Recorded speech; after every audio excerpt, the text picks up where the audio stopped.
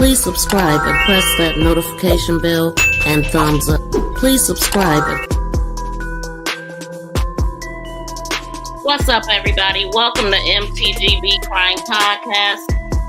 Today we're going to be talking about Javion Magee. Let me turn this music down. I don't know if y'all can hear me. But yes, we are going to be talking about Javion Magee. I listened to the 911 call more in depth than I did before because they didn't have the full 911 call released.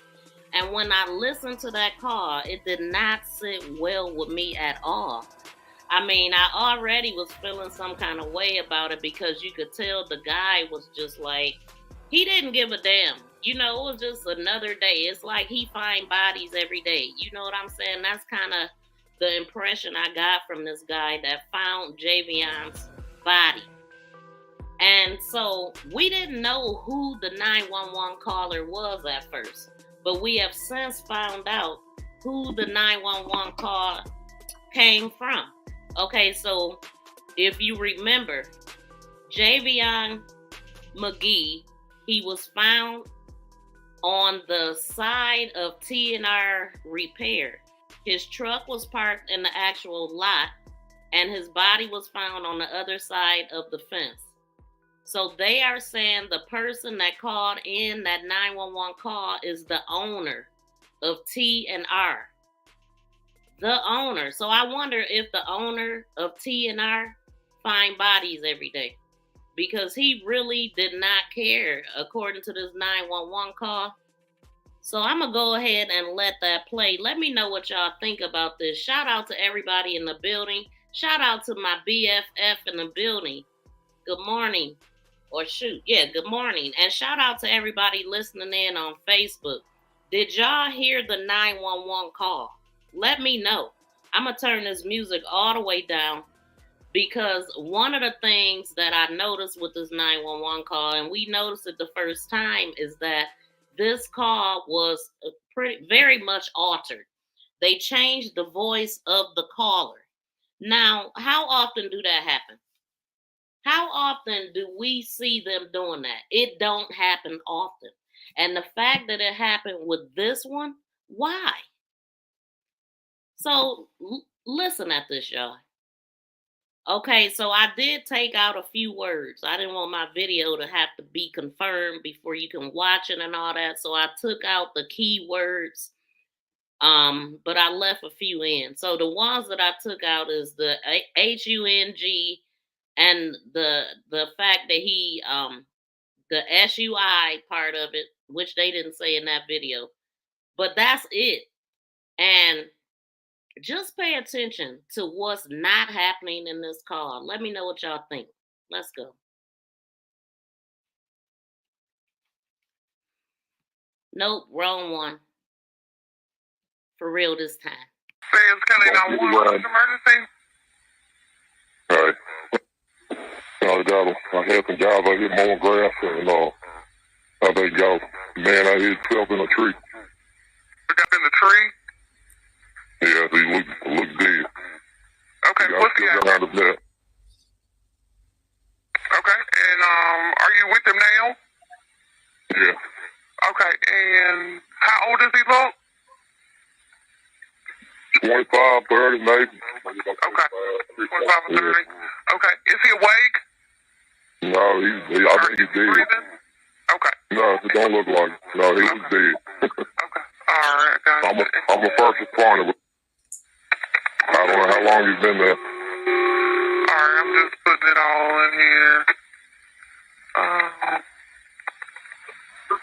Give me 1 second. Pretty good.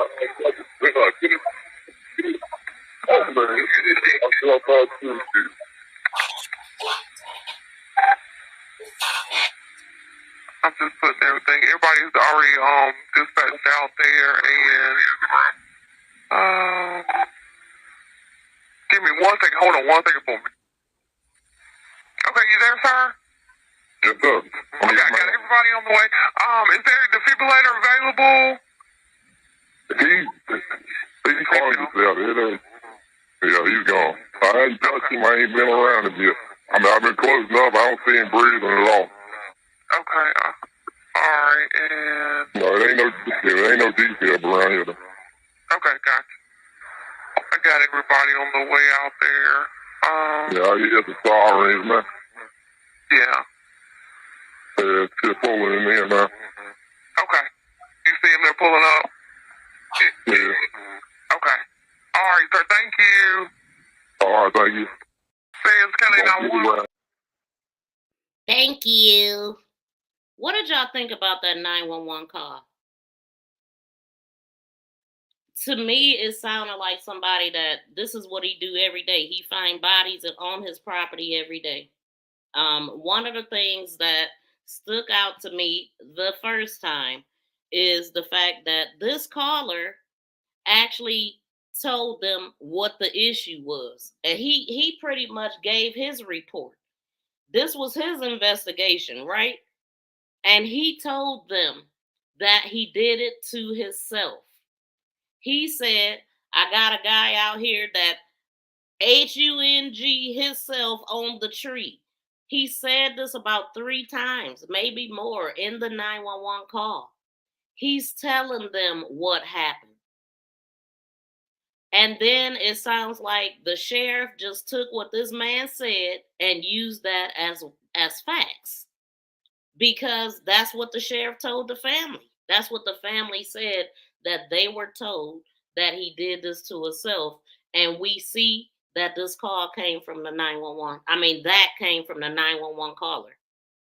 Another thing that stood out to me is that he didn't say where he was at. So obviously they redacted some of this. It must be something missing from the 911 call, because did he give them an address? She asked for the emergency, but he didn't. Let's listen to the very, very beginning. The very, very beginning, and I'm going to stop it.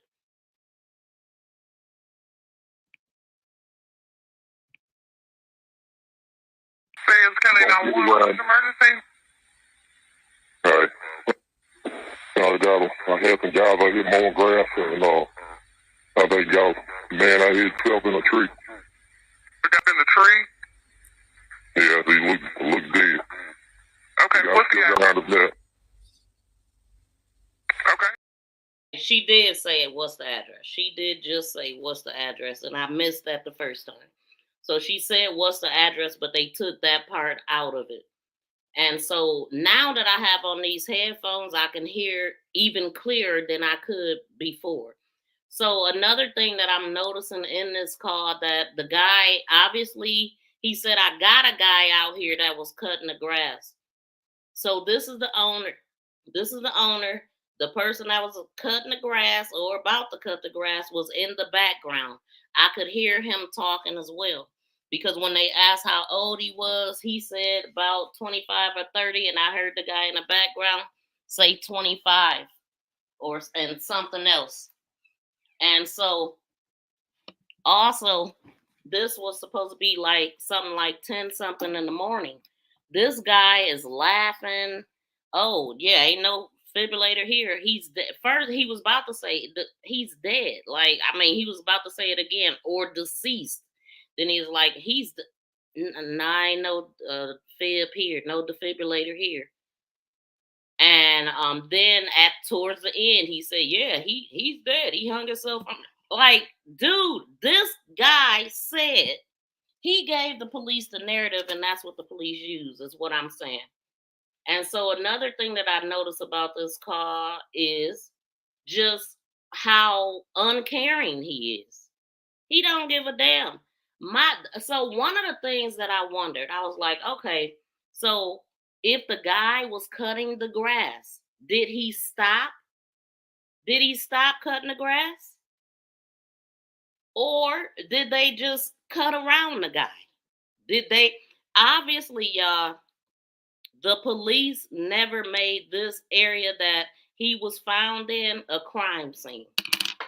They never made it a crime scene. That's something that I'm noticing as well, because one thing that I remember, now we have put up Taylor Publishing's video because he went out there.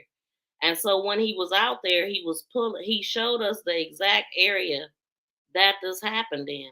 You can tell that the grass was nicely cut. So at what point did the guy cut the grass? And then I wondered if he was already cutting the grass and then noticed the guy, or did he notice him before he started cutting the grass? My thing is, this should have been roped off as a crime scene. They never treated it that way. We know they never treated it that way because there was no yellow tape there. The guy was there to cut the grass, and it was cut. The grass is cut, okay? And they said that, as a matter of fact, I think when Taylor Publishing was out there, he said that it was some blue strings left from the rope. So here's the rope that he was going to buy. This is the exact rope that he bought from Walmart. I listened to another guy, he's a trucker, and he said this type of rope, he uses it all the time. He said the only difference is this rope is blue. He said he used this rope to keep his doors open, to keep them from swinging when he's making his deliveries and stuff. He said that this not having those doors on the back of the truck, the semis, not having those things tied down could cause major damage. He said he's seen those doors knock people's mirrors off. He's seen those doors tear up people's cars. So it's very important to have your doors locked down with rope, just like that. So one of the things, another thing that stood out to me that I was tripping out on is the fact that the sheriff had said that Javion did not have, he didn't have a wallet. I didn't understand that because we see Javion with his wallet at Walmart. Let me pull that up again. The one that I keep on want to pull up. There's his wallet right there, right? So Javion clearly had his wallet. They didn't know. They said that they identified Javion by the packaging that was on this. They said this packaging of the rope was the only thing they had to identify him with.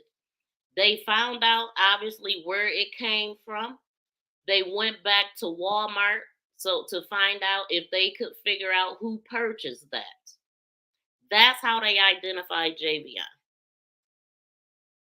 Once they did that, they were then able to find out where his vehicle was parked, and that is where they got his wallet from. That's how they found out who he was. This is what I'm finding out. Because, I mean, it wasn't making no sense. And then when I look at this list, everything, I'm like, where is his phone and wallet on this list? Why ain't it there? And so what I'm gathering from that, did they create this list before they found his phone and wallet? And wait, let me look at the list because I can't see it from that distance. So let me make sure I'm looking at what y'all looking at. But yeah, so they are claiming that they did not know who Javion was until they figured out who purchased that rope. So I guess they figure, oh, the case is solved. But Taylor Publishing went out there the other day, and there's also a white shack or garage or whatever. I don't know. It ain't nowhere that you would want to live at. Where Javion was found at, and I'm looking for the picture because I'm gonna pull that back up. But where he was found at, it was an empty lot. Obviously, that empty lot belongs to T&R Trailers, because they said the owner is the one who made that call. Wait, hold on, y'all. I'm distracted now. Okay, so they do have, okay, so what they have listed for Javion's property that they found, And because the wallet is on there, I'm going to assume this is the full list, right? Because they did not have his wallet at first. They identified him by the package on this rope. So they're saying that Javion had a white plastic bag. This is property description. The go straight to the bottom with the pulled hair. What does that mean? And where did they get? Obviously, they got this stuff. I don't know where they got the stuff from, but this is what they have as property. I'm assuming all the stuff was in his truck. You know, the stuff that they didn't get from his body. A white plastic bag, unopened color sheet wraps, Ozark Trail, the rope, wallet with ID, clothes, ligatures. And I'm guessing they made ligature. I mean, the ligature marks, why is that in there? Ligature, why is that in there as, unless they calling no? What are they calling ligature? Because that would be on his body. But anyway, they checked for ligature marks. They did the assault kit. They clipped fingernails from his left and right hand. They did a blood card, and then they just say possessions. Why? So I guess there maybe possessions mean everything that was in his vehicle. I don't know. That's real vague, right? Possessions. If they had a phone, it would clearly say phone. That's what it should say. He also had a necklace around his neck. And you can see that right here. And Taylor Publishing pointed that out.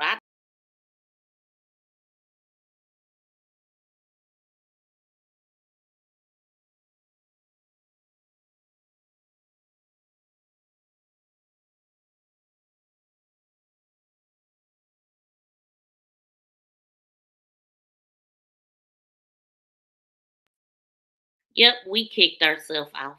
We back. Good morning, Joe Delaney. Welcome in, y'all.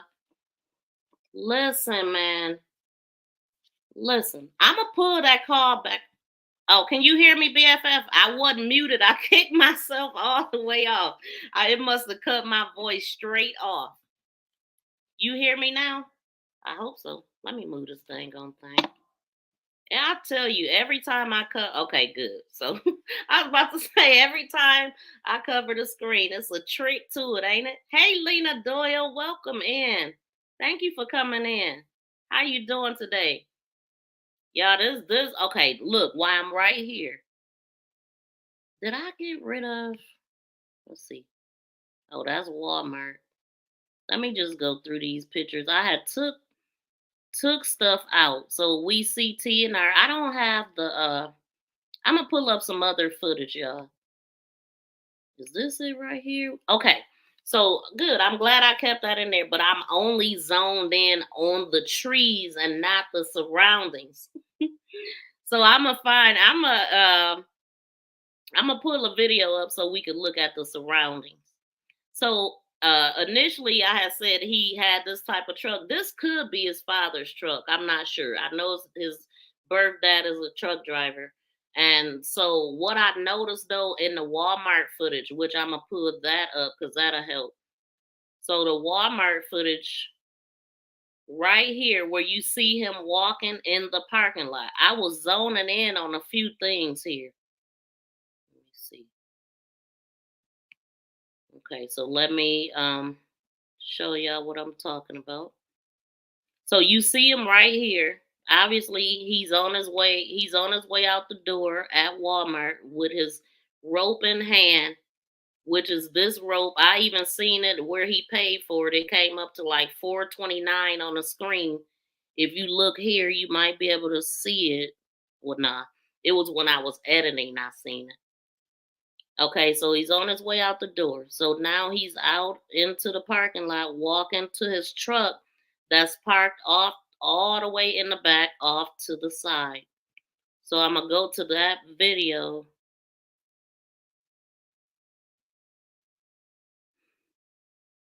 First, I'll play it how they released it. It's like, yeah, I'm going to play this first. So they release it like this. When I tell y'all, like, when they made that circle, when they put that circle around him, it darkened everything else that's on the screen. So you really can't see nothing but him walking. But he walked a long distance from the door all the way to the back of the store where he goes into his truck. And he sits there for probably about a minute or so and he takes off. So I was zeroing in on some cars that I was looking at in the lot, but when I tell y'all it's so far that it's hard to see. But it was people, it was a lot of people. It's Walmart. It was a lot of people there at Walmart. But what I didn't see is when he so-called gave a homeless person $228, y'all. They're saying that on his way out of Walmart, allegedly, this is what I'm thinking that they saying that he gave I'm gonna read it. That's what I'm gonna do because we have a timeline, and that's why we here today. But as I was looking at this video, I started looking at pickup trucks that I seen nearby. And it was one truck that was like moving weirdly to me. But when I looked at it again, I think it wasn't what I thought it was. But I mean, yeah, so this is what they gave us. What can y'all see with that? Let me know. Let me see what y'all saying. Let me know what y'all can see with this. Oh, I should have where's my other phone at? That way I can see what y'all looking at too. See how much closer it looks to y'all. But yeah, they definitely released that.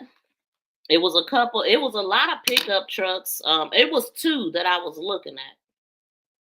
But because I was like, whatever happened to him, you would think that it would have happened right there in that lot. But he did a lot of moving around, going to the hotel, stopping at the smoke shop, which when I first heard smoke shop, I think I automatically just thought, the dispensary. But I don't think that's what it is. I think it's just a store that you get stuff with.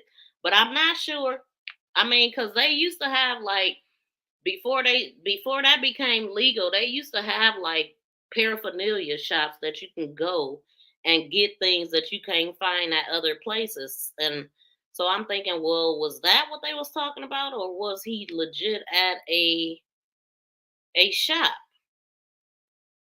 I don't think he was, y'all.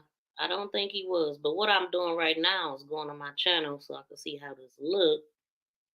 Shout out to everybody in the building once again. Oh, okay, it looks good. It looked really close. I turned up my display light and it is visible. I don't see him stop. Okay, that's what I'm saying. Where did he stop at? Hold on. Where did he stop at? So let me so it looks way better. It looks way better while I'm vertical live looking at it. Can see it really close, so I'm gonna let that play to see what I can see on here, and then I did like I zoomed in on it a little bit better, and I also lighted it. But this is what I think. They redacted stuff from this. I mean, you could see him walking, he just walking, but they could have took a clip out that they didn't show us. They could have took it out where he stopped and talked to somebody. They had to have. Because it ain't on here. I mean, if it happened at Walmart when he walked out, and why would anybody homeless people don't usually hang out at Walmart. Like this looked to be in a nice area actually. And when Taylor Publishing was out there, you didn't see no panhandlers or nobody hanging around Walmart. Do y'all have any panhandlers at your local Walmart? Let me know. Because I know we don't in this city. Okay, and so y'all see him. He ain't stopped nowhere. Okay, so let me pull up the other part of this video. He ain't stopped nowhere that we can see. Let's just say that, because I know how tricky editing can be. So this is me highlighting it a little bit better where it zooms in more on him and everything around. So right now I'm just focusing in on the part of just the parking lot. He's already walked to his truck in this part, and I was just looking to see who was in the lot. So really, I mean, I kind of did this backwards because after I did this, I only did this because I was trying to follow a truck that I seen. And I'm like, wait a minute, what is that truck doing? Which it ain't on this part, but I'm gonna just let this play, and then I'm gonna play the second part, and I actually pointed out the truck that I was looking at because it just looked weird. It was doing too much moving around at the same time that he was about to pull off in his truck. But they not giving us the stuff that's gonna help solve the case. They redacted stuff out of this footage. They had to if he allegedly gave money to. I mean, how many of y'all have ever given $228 to a homeless person? And then the person claimed that he said, if I had, I don't know how much it is. If I had more, I will give it to you. I mean, 200 and some dollars. We seen Javion use a credit card. He did not use cash. So that's kind of odd that he would have 200 some dollars in his wallet because you know it's dangerous really to carry cash. So yeah, we see nothing.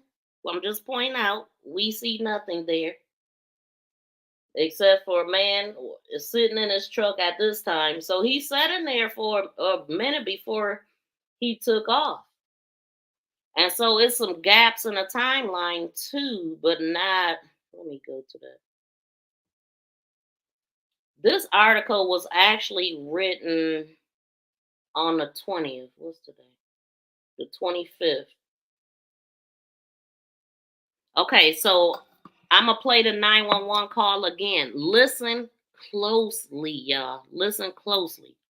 Vance County 911, emergency? All right. I had some guys out here mowing grass, and I think man out here himself in a tree. Got in the tree? I just want to say on the first part before it got started good, it sounds like it was something redacted from it. This is not the full call. It's some things redacted. And yeah. Dude was just so chill. Let me know what y'all think though. Let's Vance County 911, emergency? All right. I had some guys out here mowing grass, and I think man out here himself in a tree. Got in the tree? Yeah, he looked dead. Okay, what's the address? Okay, and are you with him now? Yeah. Okay, and how old does he look? 25, 30, maybe. Okay, 25 or 30. Okay, is he awake? No, I think he's dead. Breathing? Okay. No, it don't look like it. No, he was dead. Okay, all right, got it. I'm a first responder. I don't know how long he's been there. Alright, I'm just putting it all in here. Give me 1 second. Pretty good.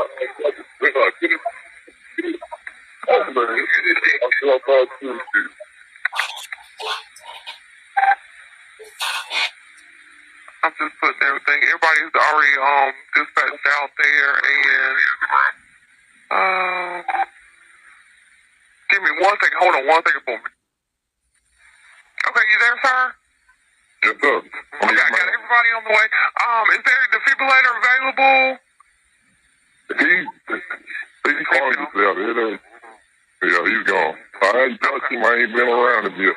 I mean, I've been close enough. I don't see him breathing at all. Okay. Alright, and... No, it ain't no detail around here. Okay, gotcha. I got everybody on the way out there. Yeah, I hear the sirens, man. Yeah. It's just pulling in there now. Okay. You see him there pulling up? Yeah. Okay. Alright, sir, thank you. For what reason can y'all tell me why they disguised this guy's voice? Why would you do that? It distorted the call. We can't understand half of what is coming out of his mouth. Initially, I thought he was a country white black man, but this is a white man, I do believe. And why did they cover up his voice? Because he's the owner of TNR?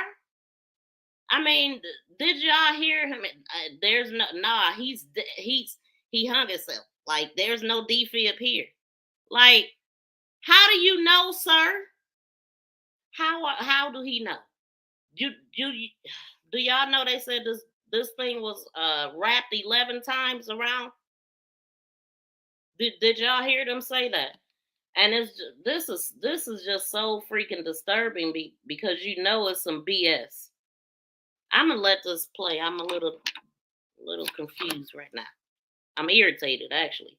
But let me let a couple of these videos play. Do I have this put up? Hold on. I guess I don't since I kicked myself off. It messed up my shared screen. So yeah. Give me a second.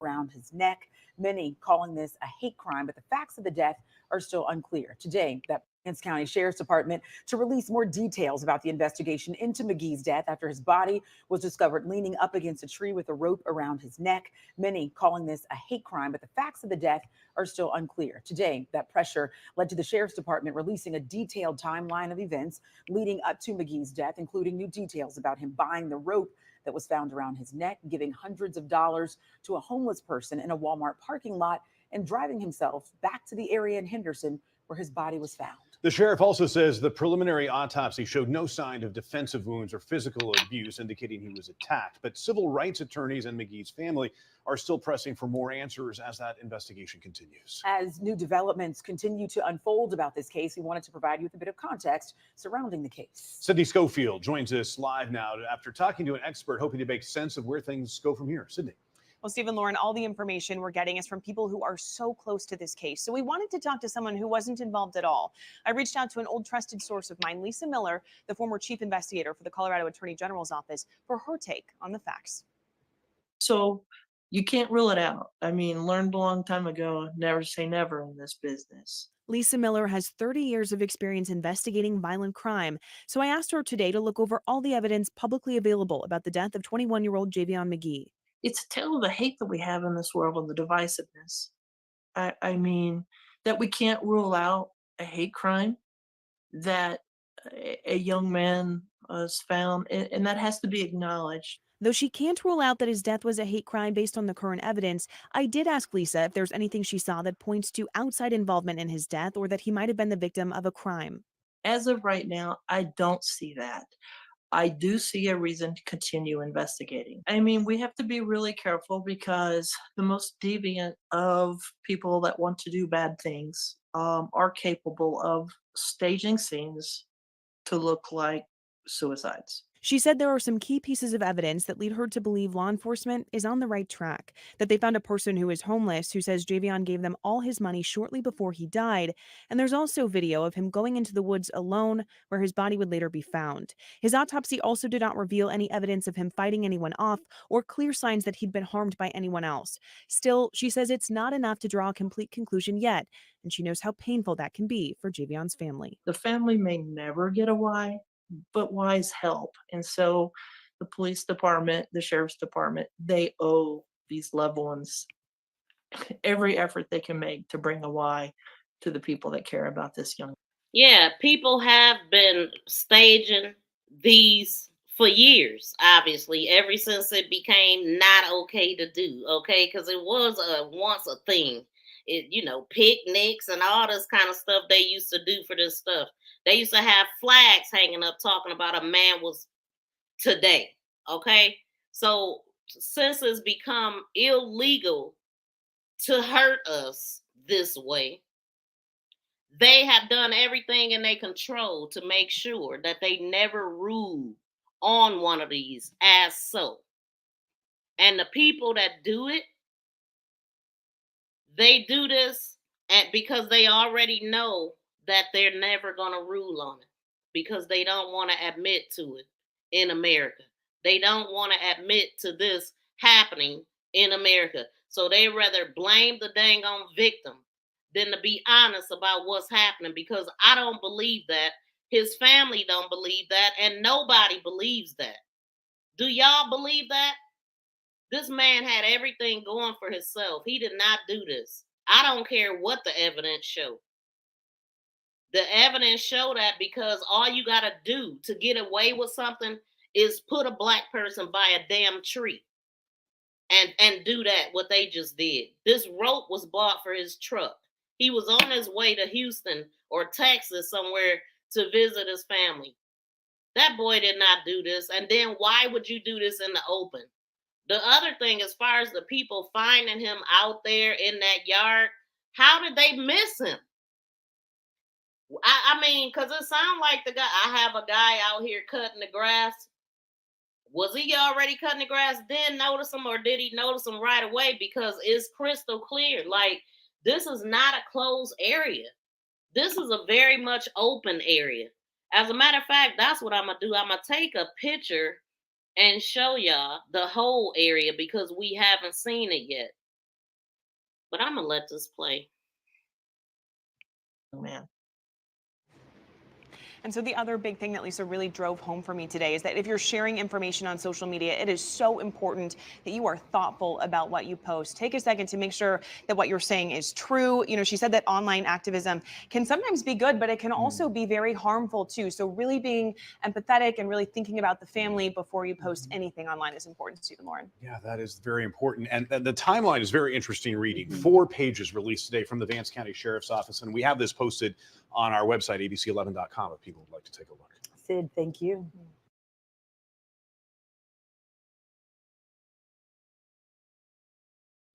Tonight marks 1 week since this man, 21-year-old Javion Magee, was found dead at the base of a tree with a rope around his neck. This was in the Henderson area in northern North Carolina. And over the past week, investigators have been trying to put together a timeline of the night he died.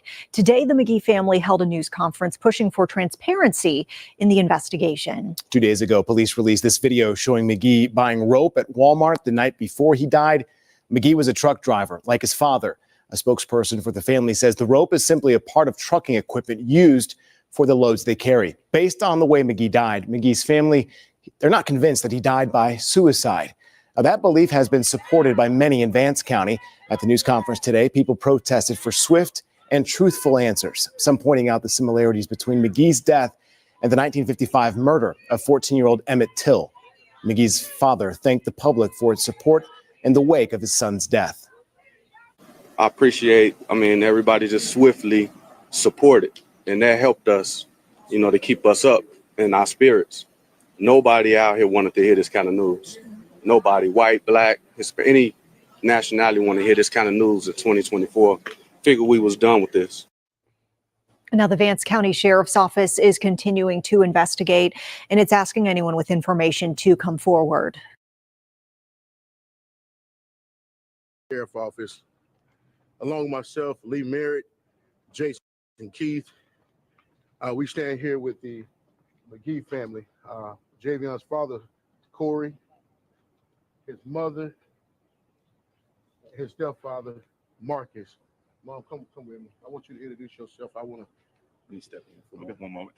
For purposes of the media, we're going to do something quick. My name is Lee Merritt, Leemerritt.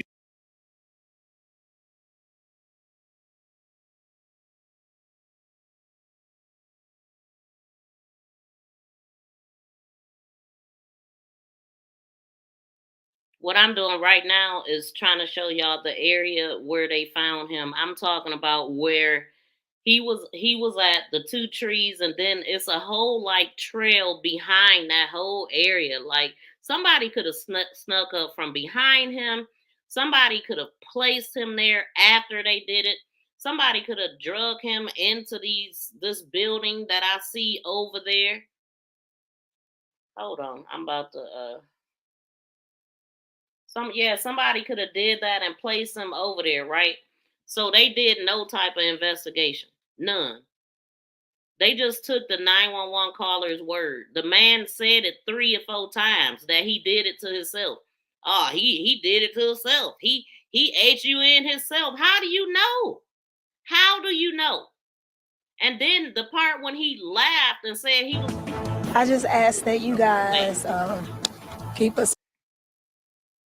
Yeah, the part where he laughed and said that he was the first responder. I thought that was disgusting. Like, really? Are you there with them right now? Yeah.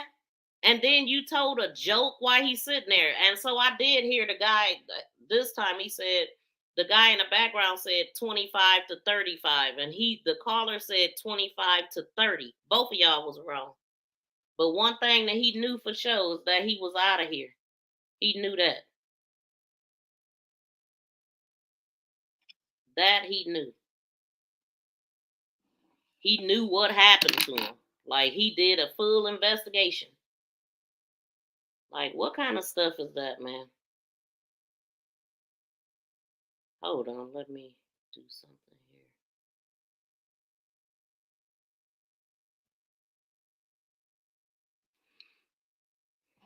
Oh, let me let this play, though, while I'm doing that. So what I want to do now, after this video, I want to go back over what the sheriff's office said. Or the sheriff or whatever, whoever he is.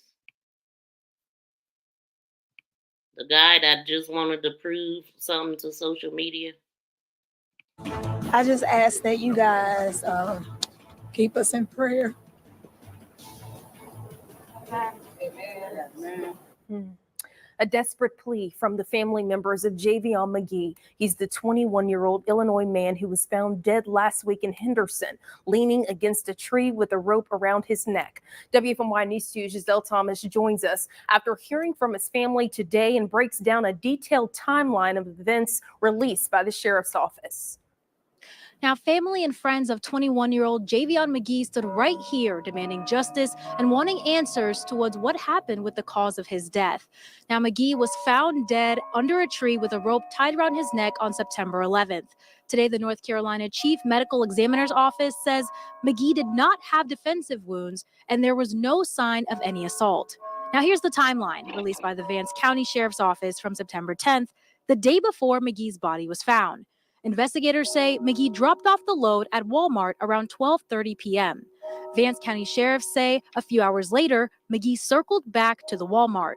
Video shows him walking inside around 6 p.m., buying a blue rope and leaving a few minutes later. When he left, the sheriff's office says Magee gave a homeless person $228 before getting back in his truck and leaving. Once he left, he checked into a hotel at 6:30 p.m. 10 minutes later, he left the hotel.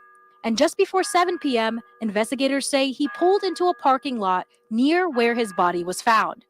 They say surveillance video shows Magee walking into the woods with an object in his hands. Investigators also say he returned to his truck a few minutes later with nothing in his hands.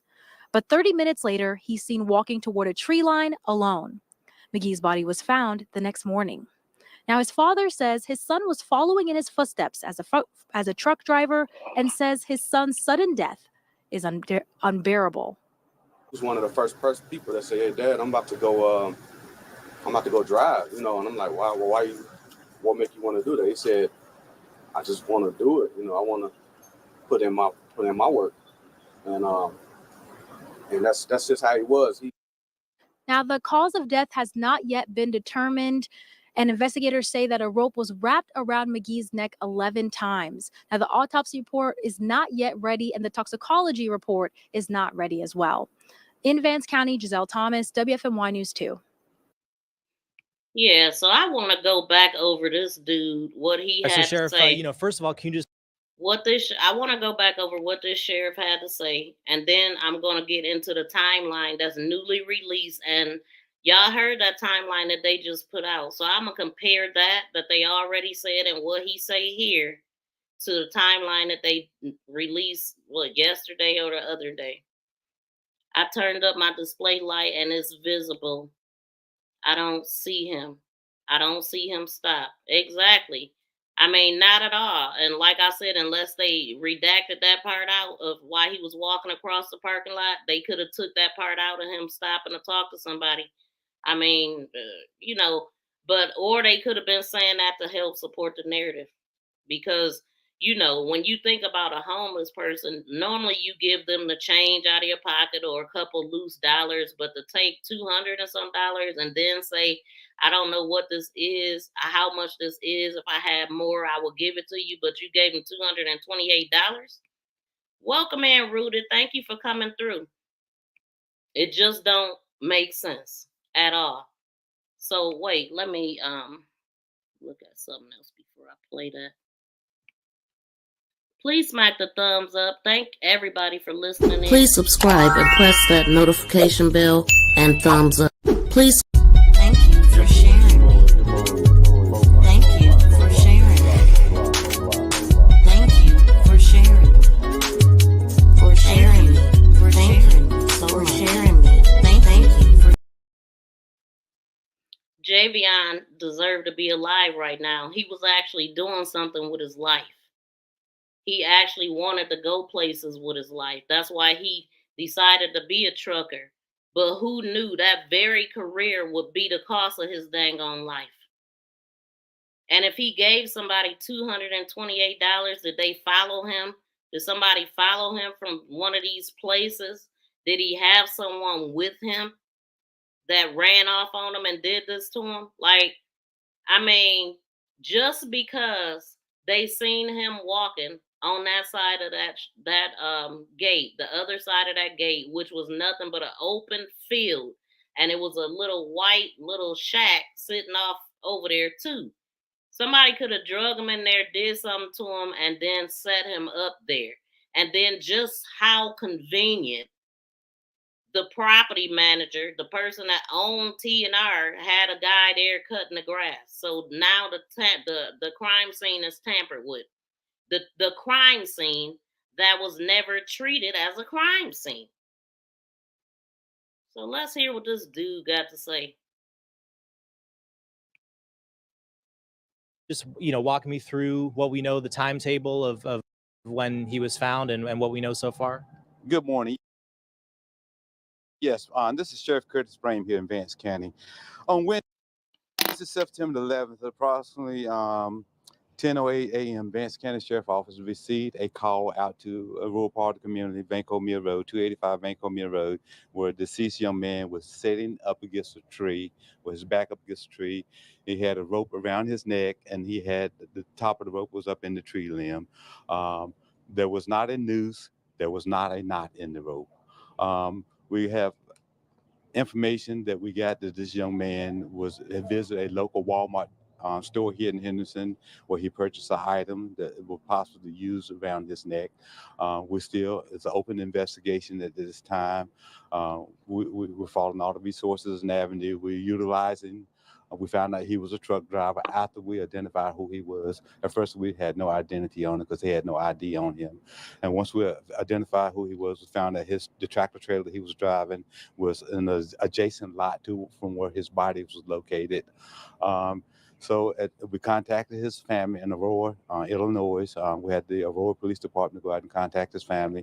And once that notification was made, we personally my investigators talked to the family and informed them of the information that and the ongoing investigation, the death investigation of their son, their 21-year-old son, Mr. Magee.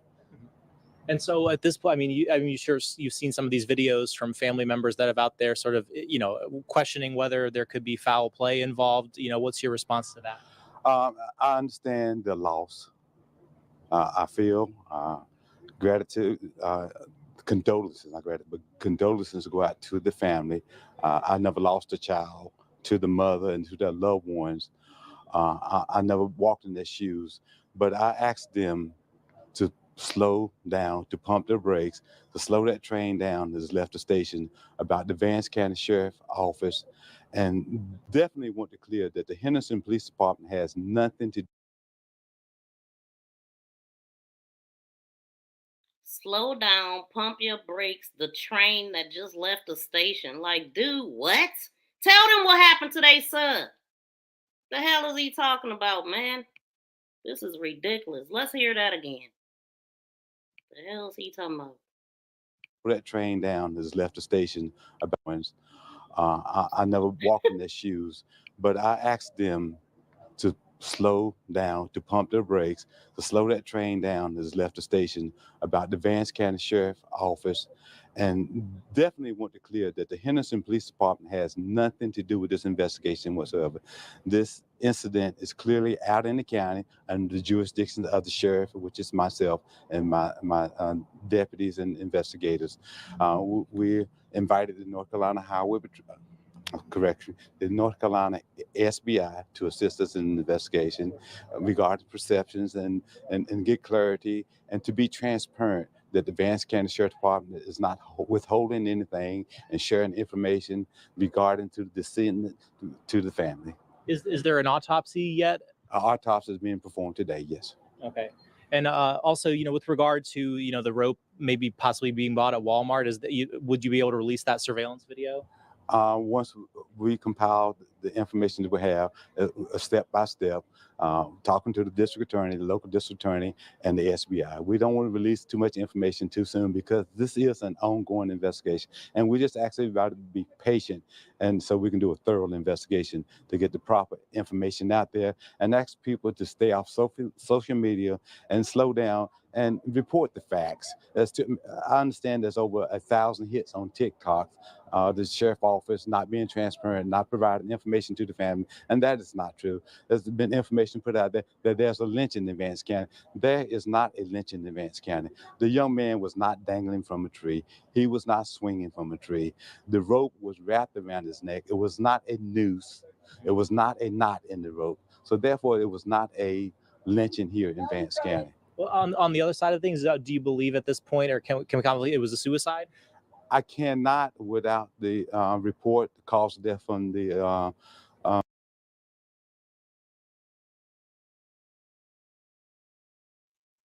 So how is he so confident when the 911 caller said what he said? He was the one, the 911 caller was on the scene and said the man did it to himself. The man, he literally said he hung himself from the tree. So what part about the crime scene made the 911 caller automatically say that's what it was? Whether he did it to himself or whether somebody else did it to him, that 911 caller said he did it to himself. The 911 caller said that. He's on the scene to see the body. Let's hear it. The first part, let's hear it. What he said. I'm going to just let it play all the way. Vance County 911 emergency. All right. I had some guys out here mowing grass and I think y'all man out here himself in a tree. We got in the tree? Yeah, he looked dead. He said a man out here put up in a tree. And then he said that he did it to himself. I redacted it. Well, no, he did say that. A man out there, I'm sorry, I redacted that. He said H-U-N-G. A man is hung himself in a tree. I'm trying not to say it, but whatever. Let's go. Vance County 911 emergency. All right. I had some guys out here mowing grass and I think y'all man out here himself in a tree. We got in the tree? Yeah, he looked dead. Okay, what's the address? Okay, and are you with him now? Yeah. Okay, and how old does he look? 25, 30, maybe. Okay, 25 and 30. Okay, is he awake? No, I think he's dead. Breathing? Okay. No, it don't look like it. No, he was dead. Okay, all right, got it. I'm a first responder. I don't know how long he's been there. All right, I'm just putting it all in here. Give me 1 second. Pretty good.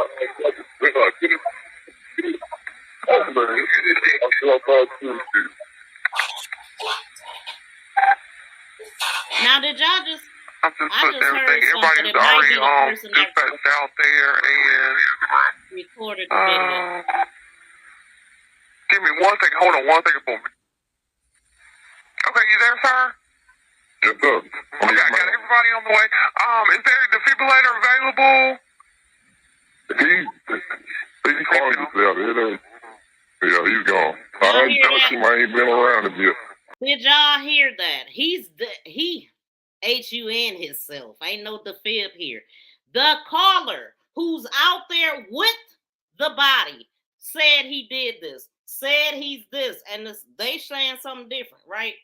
But anyway, I just wanted to point that out because this man said it 3 or 4 times that he HUNG himself from the tree. He literally said it 3 or 4 times, y'all. So let's finish listening at this guy.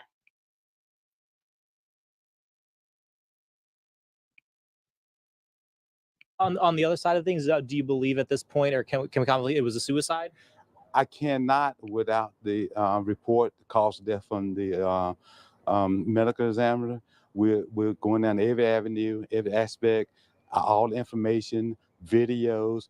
We got in contact with the trucking company to get his GPS reading of all his whereabouts while he was here in Vance County in the Henderson area. So right now, we don't know exactly the cause of death of this young man. So no, I cannot say it was suicide at this time. Okay, and also on the other side, you can't say foul. How is it being treated? Just as a death investigation? It's been treated as a death investigation until we rule it out. Okay. Are there any signs of any foul play? No, sir, not at this time. No sign. The 911 caller said that the man did it to himself, and the family said that they were told that he did it to himself. Signs of foul play. And it would make sense. Let me tell y'all something else. When Mr. Taylor Publishing went to get the police report, he waited like 10, 20 minutes. He said he'd never waste that long. And then when they got to the part of the narrative, because on every police report, they write out a narrative, right?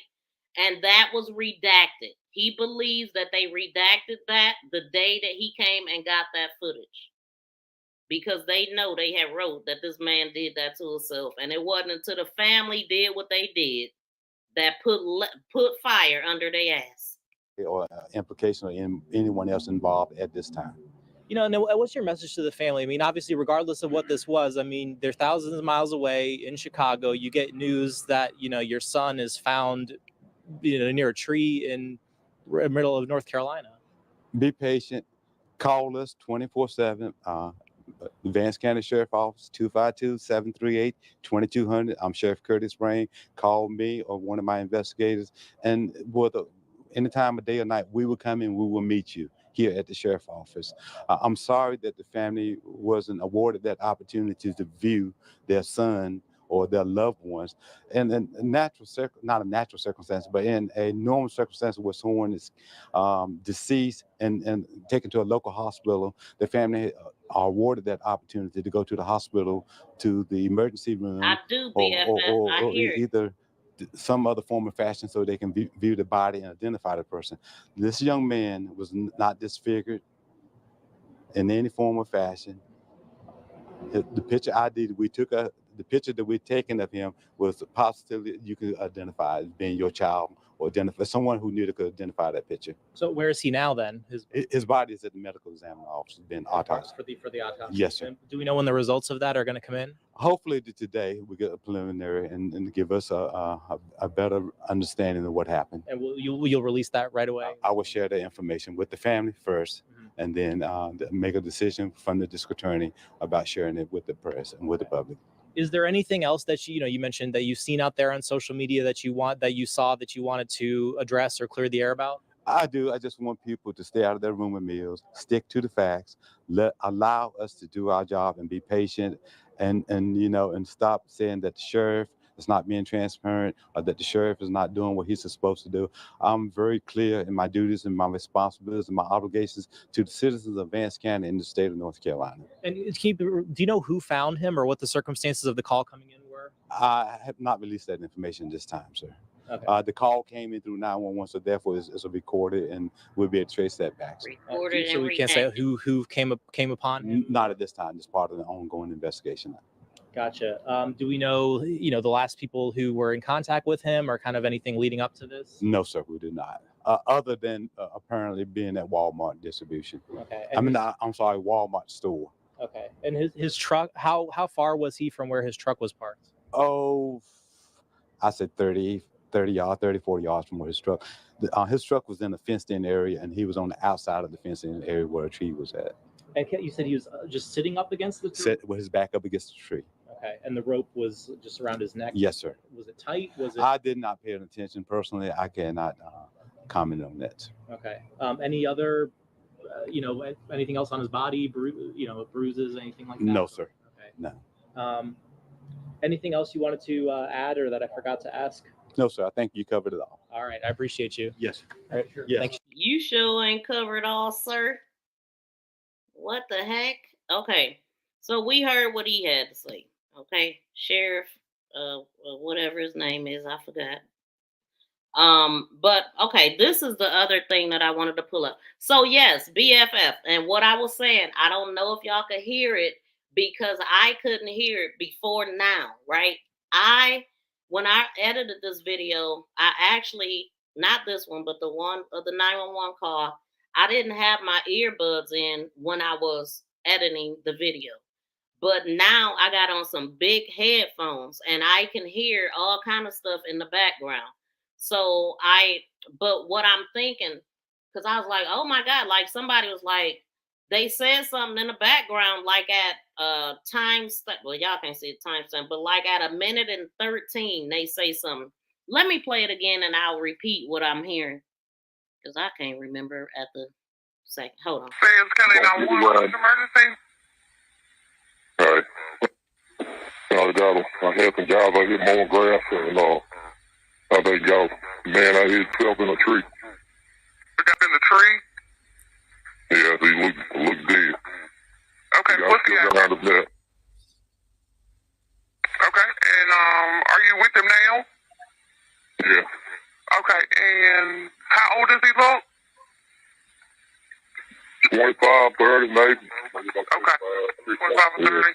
Okay, is he 25, awake? 35 in the background. No, I think he's dead. Breathing? Okay. No, it don't look like it. No, he was dead. Okay, all right, guys. I'm a first responder. I don't know how long he's been there. Alright, I'm just putting it all in here. It's coming up, y'all, in a minute. One Somebody was like, oh my God.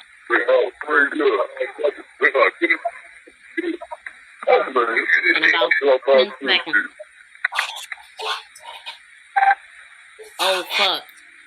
I'm just putting everything. Everybody's already dispatched out there, and give me 1 second. Hold on 1 second for me. Okay, so I think that old fuck person in the background is the person that's actually recording this video. And so this is the reason why police don't want to take footage from other people that already had it in their possession, because you don't know what you're listening to. But the way that it sounds, the volume sounded different from the 911 call. So I believe it was the person recording the footage. But I could be wrong. But here is another part that I wanted to show y'all. And I'm shout out to Taylor Publishing. I literally just edited this and recorded it because I wanted to show y'all. This is where he was found at. And this house or shack or whatever this is, these are, if they go a little bit over more, those are the two tiny trees. But y'all gonna see them in here. But that is a house or something there. Somebody could have drug them in there, did something to them in there, and put them back there on that damn tree. Because whoever live in this area would know that this area don't even have cameras. So so let's just say Javion came over here, which they get into the tree right now. Javion came over here. You see they just kind of circling around. They behind there now. So it's like a whole trail behind this circle of trees.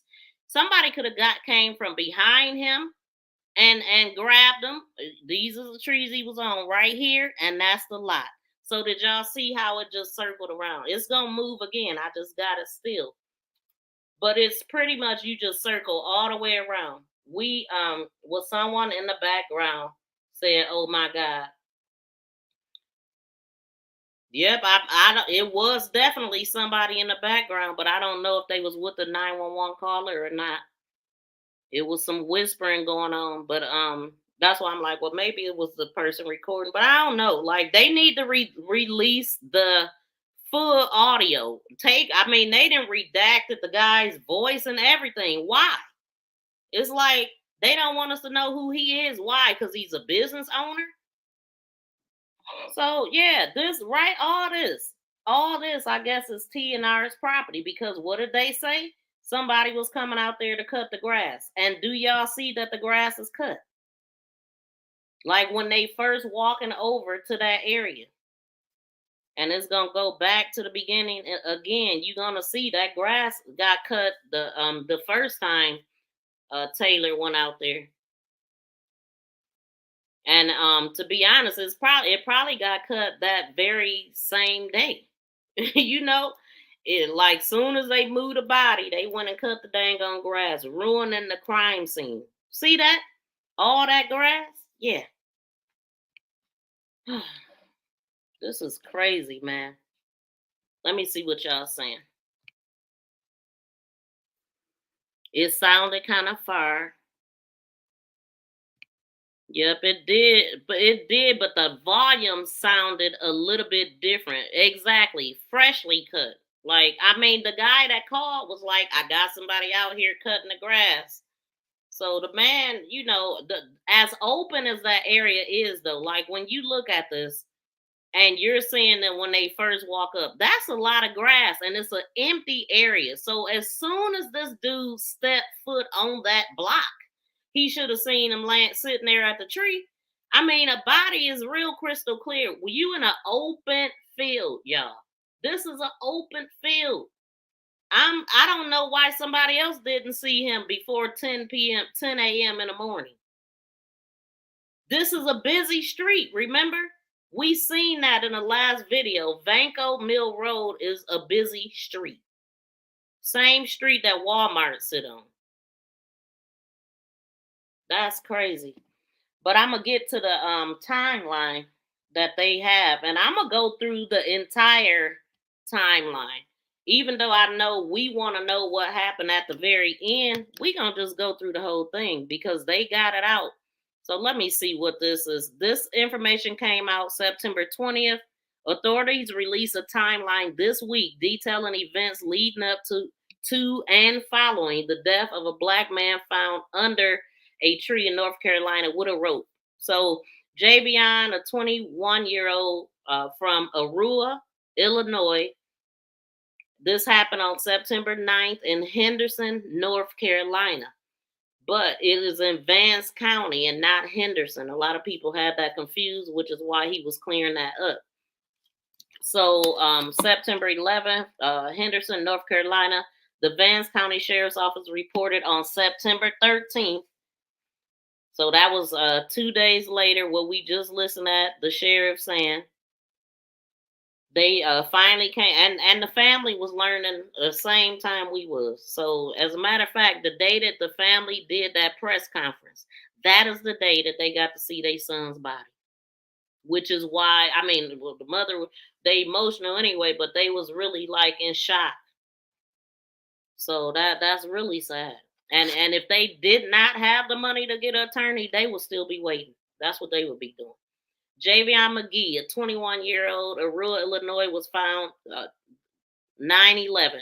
So the sheriff's office reported on 9/13 that Magee was found near the base of a tree in a seated position with the rope off Vanco Road near US 1.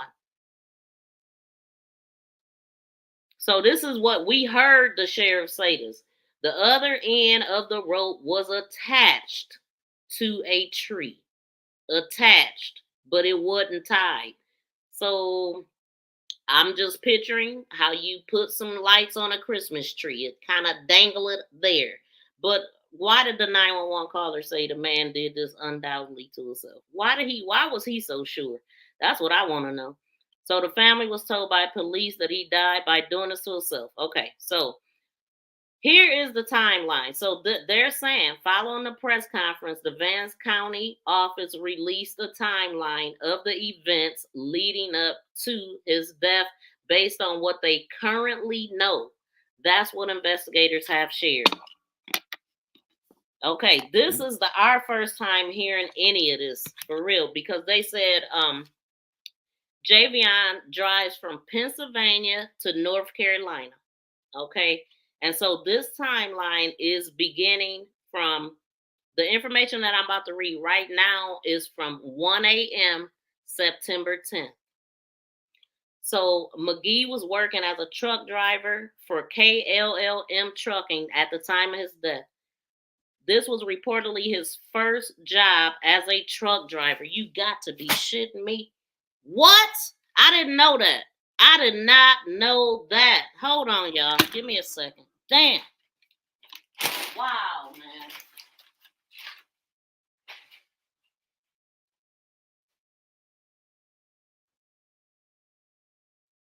Wow. Unfreaking believable.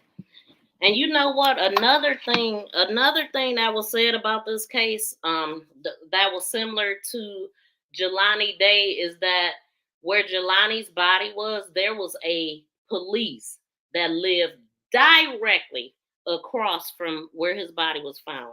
There was a police car parked there because he lives there. Javion, there's a police car that lives across the street from where they found Javion's body. Taylor talked about that yesterday, or in a video that I seen yesterday on his channel. Because somebody, he was talking to another truck driver, and he pointed it out to him. He was like, there's a police car right there. It pulled up in a driveway very close to the house. I had no idea this was his boy's first trip. Man, damn, that's heartbreaking. I mean, I know he's young. Damn, like, hold on, I'm gonna need some music. Something. This is too much.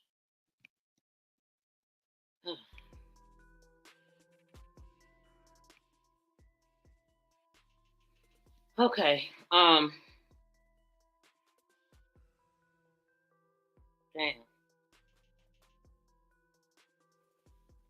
This is crazy. Hold on.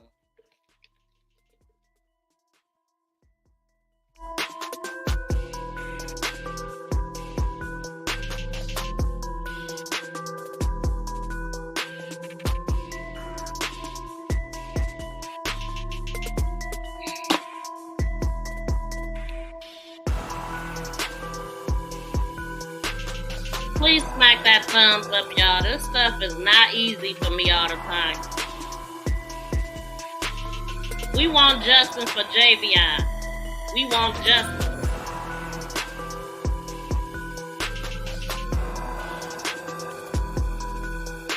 Shout out to everybody in the building. Please smack that thumbs up. Please subscribe and press that notification bell and thumbs up. Please subscribe and press that notification bell.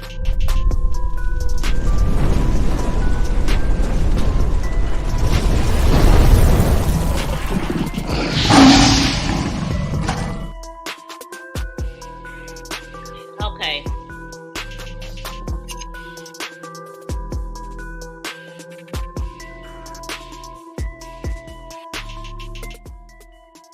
Okay, y'all. So Javion, this was his first reportedly his first job as a truck driver after he received his commercial license earlier this year. The day before Javion was found unalived in North Carolina, he had driven from Pennsylvania to Henderson, North Carolina, to deliver a load of goods to Walmart distribution officials before arriving in Henderson. And that was 1 a.m. September 10th. And then they said Javion leaves Hazleton, Pennsylvania, after picking up a load of goods. He traveled south to Harrisburg, Pennsylvania, then towards Frederick, Maryland. He then got on to I-75 and drove to I-95 to I-495 to I-95 towards Virginia.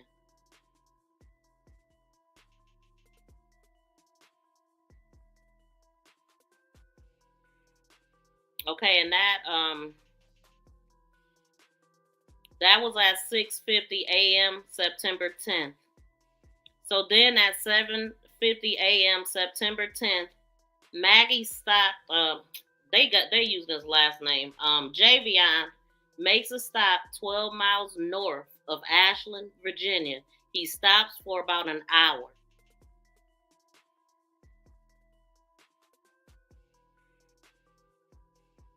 Okay, so then September 10th at 8 a.m., Javion starts driving again and he travels southbound on the Highway 1. September 10th, 8:50, Javion reaches Richmond, Virginia.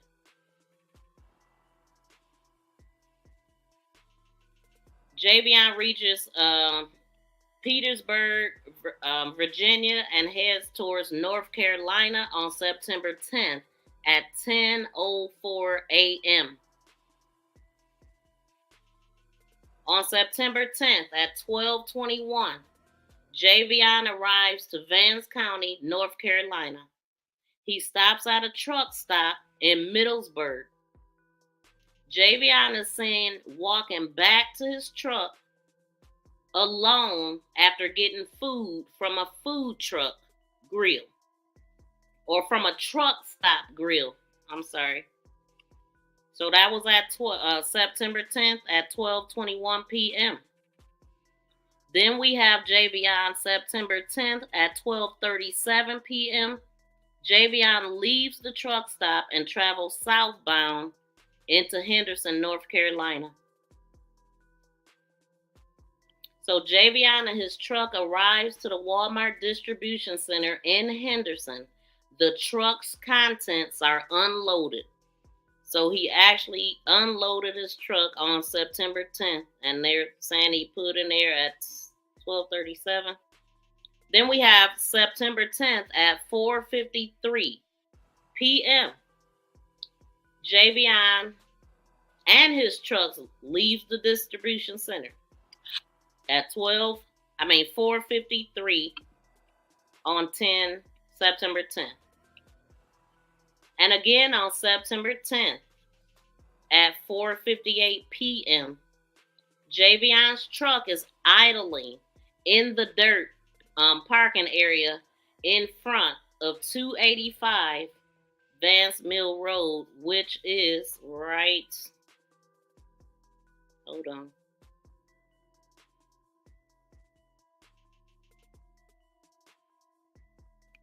here. You can see the address on the sign, 285 Vance Mill Road. This is what the area looks like. So you can see Walmart right here. And T&R is right there. So they're not that far apart. Okay, it's only I didn't map out the walking distance, but that is just from T&R and Walmart. It is, okay, it's 3 minutes. It's a 3-minute drive from T&R to Walmart. It's right up the street. Okay. And then let me let the video play since I'm talking about this part, because this is the area. I mean, it's just on the other side of the fence. So if this camera was pointed to the left, we will be looking at T&R. Okay, so September 10th at 4:58, Javion's truck is idling in a dirt parking area in front of 258 Vanco Mill Road in Henderson. This is where his body is later found. The parking area is an unofficial truck stop, and it is about a half mile from the Walmart distribution center. So it's not a truck stop. It's just an area that these truckers have started going to, and I guess the owners don't care if they park in their parking lot because it's a truck repair. The sign says that. And so that's why they said that. And anyway, all right. So then we have September 10th at 5:44. Javion drives northwest of West Andrews. Okay. So soon as so let's read that again. September 10th at 4:58 p.m. Javion truck is idling in a dirt parking area in front of Vanco Mill Road. Let me put these visuals up. Okay.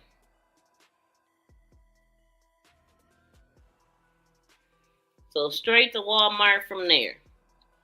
Okay, so then his truck, he just got his truck running and in the dirt parking lot area in front of this place.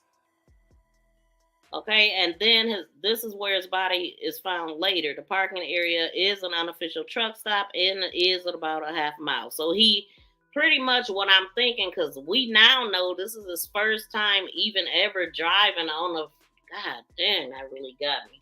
But this is his first time being a truck driver, so he don't know the rules. It's, not by experience unless he rode with somebody. One of the truckers even told Taylor Publishing that he wouldn't have parked where Javion parked. He parked in the back. He parked in the back, like near where he was at. But except for his truck was on the other side.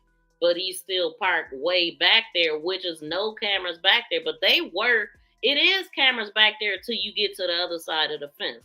And honestly, if this is their property, they should have cameras in the trees. They should have cameras somewhere pointing in that area or something. But obviously, people know that there ain't no cameras in that area. And that's what I'm saying. Somebody could have been on that side of the fence. Javion just happened to go over there and they came at him. I mean, I don't believe he did it to himself. But so September 10th at 5:44 p.m. So they said at 4. So he sat there for a minute. He sat there for a minute from 4:58 to 5:44 when he left again, because this information is going by his GPS unless he was on foot doing something else. But from 4:58 p.m. to 5:44 p.m., he was just chilling, probably just sitting there. And maybe somebody noticed him too, sitting there then at 4:58. So he left there, and at 5:44, he drives northwest on West Andrews Avenue.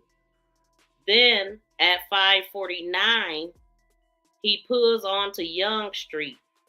His truck is idled there. Okay. So that's 5:49 p.m. He pulls on a Young Street. His truck idles there.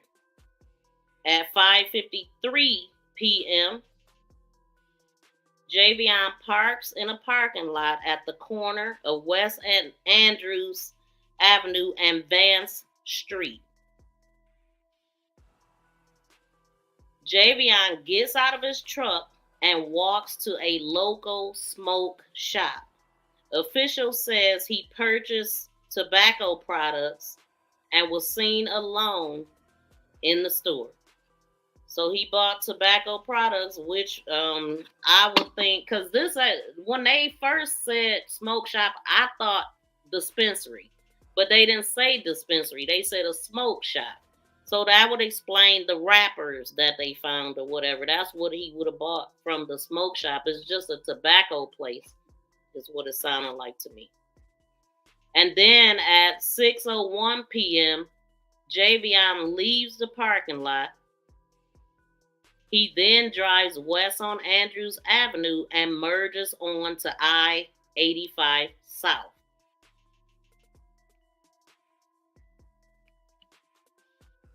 And then, so that's at 6:01 p.m. At 6:11 p.m., Javion drives to the Walmart which we see him right here. He is at Walmart. This is where he is buying that rope. Exact rope right there. On here, I think is where you can see the price, $4.29 or something like that. So this is the exact rope. This is him walking out of Walmart. So let me read.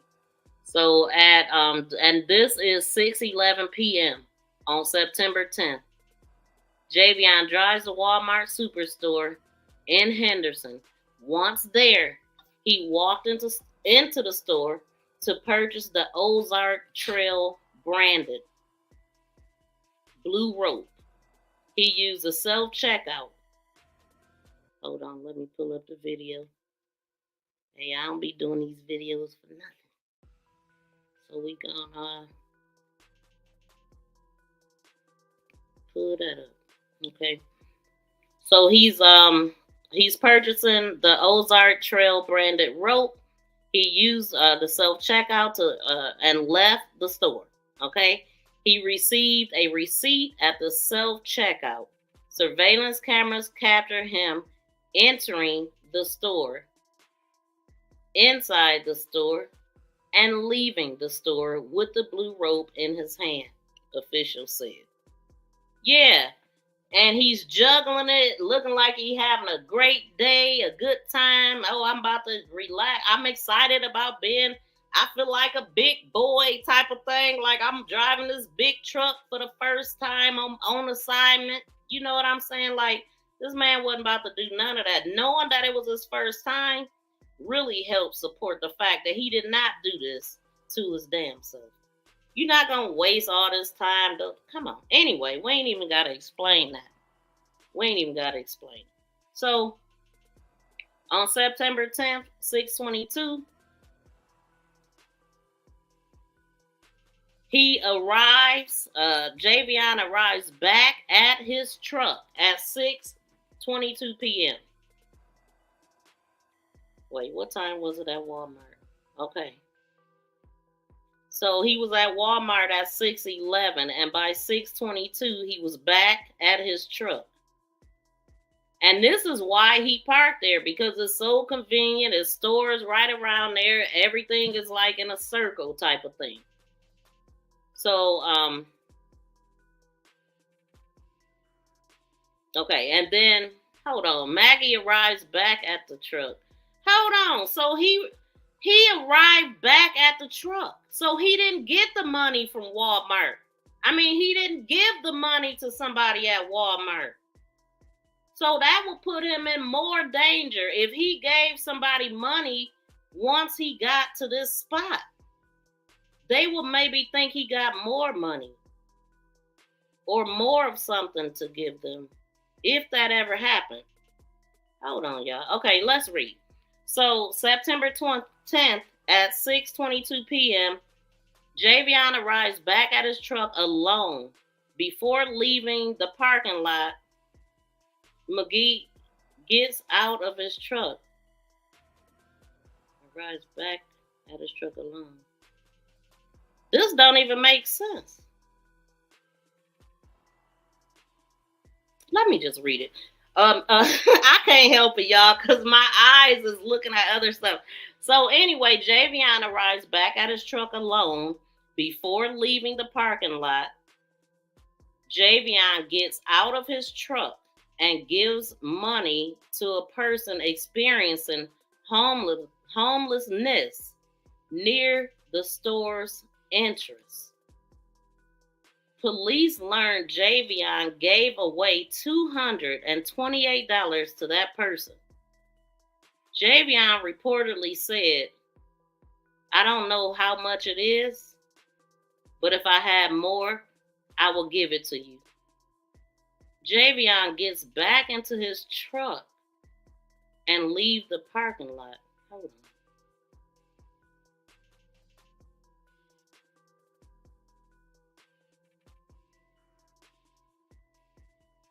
I didn't see none of that.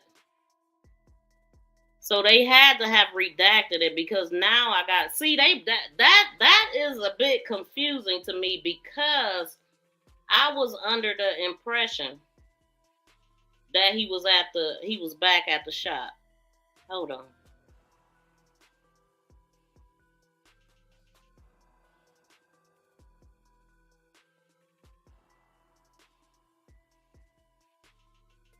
Yeah, so he is still at Walmart.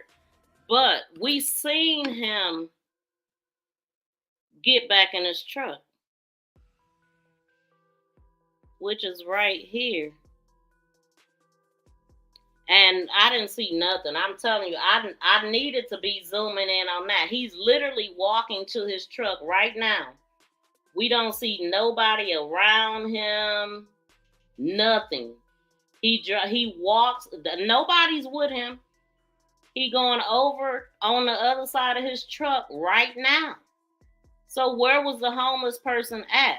Unless they was back there by some trees. Because he did sit there for a minute. But we can't see that. How convenient. We can't see that. What I'm pointing out there is that truck that was moving back and forth. I'm like, what is this truck doing here? And I was trying to see if that truck was leaving out at the same time, because it had did a back and forth a couple times. But what I gathered from that is that they was just parking. I guess they was just parking because when he put off, it was that truck I was looking at, and it's a blue pickup truck there. But do y'all see how long it's taking him to pull off? That's what I was thinking. If something happened, if that homeless thing happened, it happened right there at his truck where nobody can see it. So just so happened, the person that, this is another thing. I was looking to see if anybody was still standing there, and I don't see nothing. Because if he gave this to a homeless person, they would have had to been standing there. But wait a minute, though. This is the part that don't make sense. Didn't they say the man was at the store entrance? Yes. Yes. Absolutely said that. So that ain't making sense. This is confusing. Let me read. And maybe it's on damn purpose. I don't know. This is what they put out. Okay. I'm going to read those last two and try to see if y'all can make sense of this. It says at 6:11, Javion drives to Walmart Superstore in Henderson. Once he walked into the store, he purchased the Ozark Trail branded blue rope, used self-checkout, and left the store. Okay? So he left the store. That's what I heard the last time. Okay, so he left from inside the store, I guess. He received a receipt at the self-checkout. But see, they ain't right just right, because he already left the store. Now they talking about receiving a receipt. But anyway, we just gonna read it. Ain't a book, I guess. So he received a receipt at the self-checkout. Surveillance cameras captured him leaving the store, inside the store, and leaving the store with the blue rope in hand. Now, they ain't say nothing about him leaving the parking lot, okay? But when they said left the store, I assumed that he left Walmart. And when they started talking about this part, I thought that he was at the other place. And so when I just read that last part, it now does put him at another place, because they said this happened when he at the entrance of the store. Now, one thing I can say, at the very beginning of this video, and he walks out, clearly it's a break in that camera. It's different camera angles for one, because it's a break from him coming out of the store itself. That's one camera. Once he gets into the lot, then that's another camera. So we didn't see between the breaks of the camera. They could have clipped something out there, or they messed up with some inconsistencies with this alone, because he done left the store already, right? Rope in hand, he gone. Then they turn around. Well, they said Javion arrives back to his truck alone. So that's him walking back to the truck alone. Okay, great, right? but his truck is parked all the way out at the back of the parking lot. So, okay, he alone, right?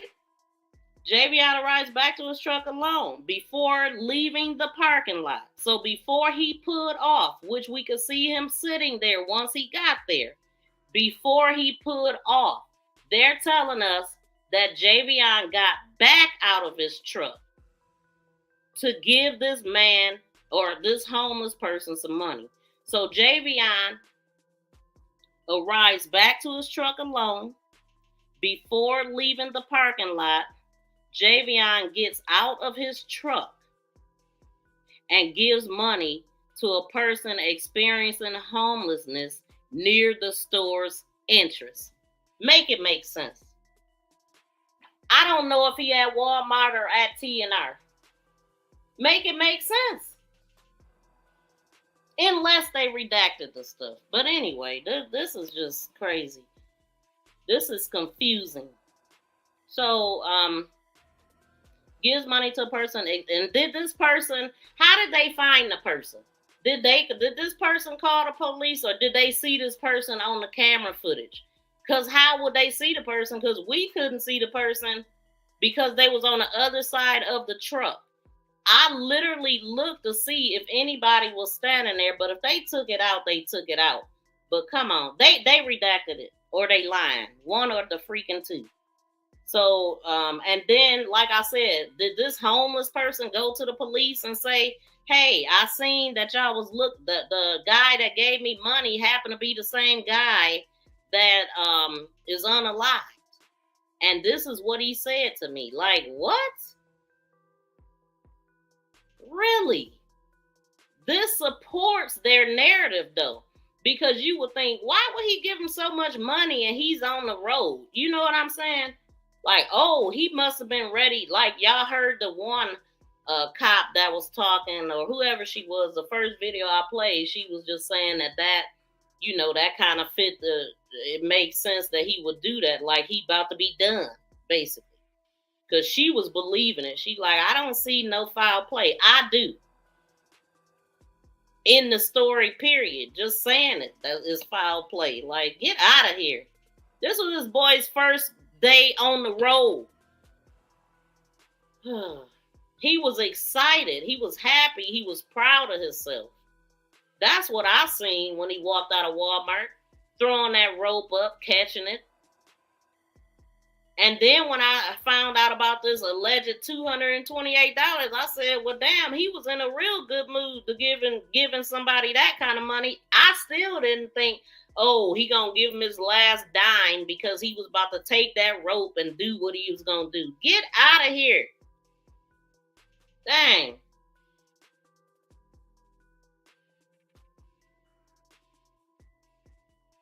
So, all right, he gets back in his truck and leaves. Get out of here, man. Something happened at Walmart. Something must have happened at Walmart. If he gave a homeless man some money at T&R and then go to sleep there, something definitely happened. Like, oh, if he gave me $228, he must have some more. Like, so technically, that would mean the homeless guy was one of the last people to see him alive. That's what that means. Do we have a suspect? Anyway, after he left giving this man $228, he then went to the hotel, which is where he would have needed that money at. But let's read. He gave this man $228. I want to see some proof. What the heck? And what did this man do? Follow him? Allegedly? Everything is alleged. We just trying to figure this out because we know this is some BS. Shout out to Ray Allen in the building. We need to zoom in on the inside of that truck. Exactly. That I bet you I wouldn't be able to see nothing if I tried that, but that is a good idea. And actually, before I even realized what I was doing, because I was so focused on that truck, I'm like, that pickup, let me see what cars leave the lot close to when he's about to pull off. And it looked like that truck was moving around. So that's what I was concentrating in on. So the next one, I'm going to zoom in on that. But I was a little annoyed that they put that white thing, the light around him, because what happens when they do that, it darkens everything else. I did it closer here. Wait, right here. But you can see how they darken everything. And even I lightened it a little bit, and it would only let me lighten it that much, but I'm using my phone. But at this point, I was just looking at this truck y'all see moving into the parking lot right here. That's right, just went past the light. He's already sitting there, but I looked and I didn't see nothing. Even I said, okay, he's sitting there for a minute. Let's see if we can see a person walking away from his truck. I saw nothing. So like I said, either it wasn't there or they redacted it. But why would you redact that? Like that I don't believe that. And why would the homeless man come forward to tell the police this? See, so right now I'm looking. You could actually screenshot it. Do a screenshot and zoom in. Let me see. I'm gonna do a screen. I just did a screenshot. Wait. I don't see. Wait, I ain't at it yet. But yeah, wouldn't you think the homeless man would have still been right there, wiping his tears because somebody just handed you $228 dang on dollars? And then Javion allegedly said, I don't know how much it is, and if I had more, what was it, a bunch of 20s? What was it? His wallet didn't look fat. So, I don't know. If he had 200 single dollar bills and the $28, he would have known what he handed the man. Only way you gonna hand the man 200 some dollars and not know what it is if it's in big wads. I want to know what bills he gave him. Because Javion used a credit card. To me, people that use cards don't really carry cash. Why would Javion be carrying that kind of cash anyway on the road? That don't make sense. I'm sorry, it don't. But anyway, that don't make sense. Anyway, I'm irritated again. Okay, 6:28 p.m.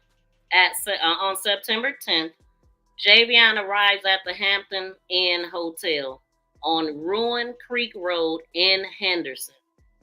He can be seen. Now, I don't even know why they ain't pulled that. They ain't even released that footage yet, but they got footage of him at the Hampton Inn, and Taylor Publishing went to the Hampton. He went to the Walmart, and he recorded where all the cameras were. So it's cameras everywhere. Everywhere he was at, which I think he did that on purpose, right? You want to be in a well-lit, busy, which Vanco Road, where he was parked at, is a busy road. He parked at the right place where other truck drivers be, because they like to be amongst each other. So either the homeless man did it, somebody at that truck place where he was parked at, or somebody lurking, waiting to get a hit. Something like that. This man didn't do this to himself. He ain't even moving like a person that's going to do this to himself, period. With the choice of his job, that showed that he a go-getter. He want to be out. He got a good heart if he gave somebody that kind of money, but I feel like that just fit the narrative, because if they can say he gave away all this money, then we can say, oh, he gave up on life because he gave up all this money. Like, see, he wouldn't have gave him that money if he was planning on living. Like, get out of here, man. Out of here. So, at 6:28 p.m., Javion arrives to the Hampton Inn Hotel on Ruin Creek Road in Henderson. He can be seen parking at the back of the building and walking to the front of the hotel. So that was at 6:28 p.m. And by 6:32 p.m., Javion was walking into the hotel alone. Okay. So they put him from the back of the building to walking into the front of the hotel at 6:28. At 6:32 p.m., Javion walks into the hotel alone. They keep saying that, and walks up to the front to a hotel employee. He speaks to a hotel employee and leaves the hotel 2 minutes later. It was said that Javion was told there were no rooms available at the hotel.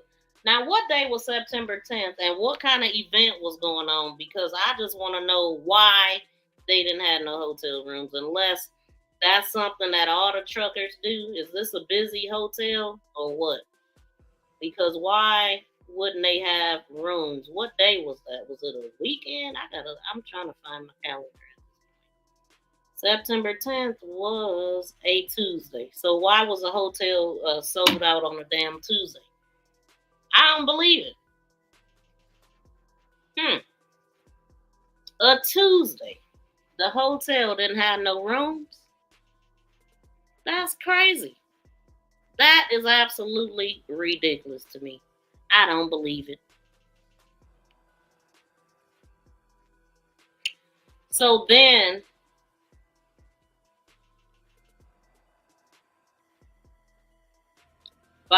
so that was at 6:32. He was told that there was no rooms, and so at 6:35, Javion truck is turned back on.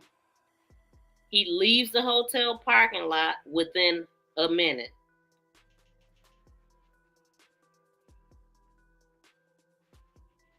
Now, I do remember them saying something about him having his stuff in his hand, like his bags and stuff or something, but I don't know.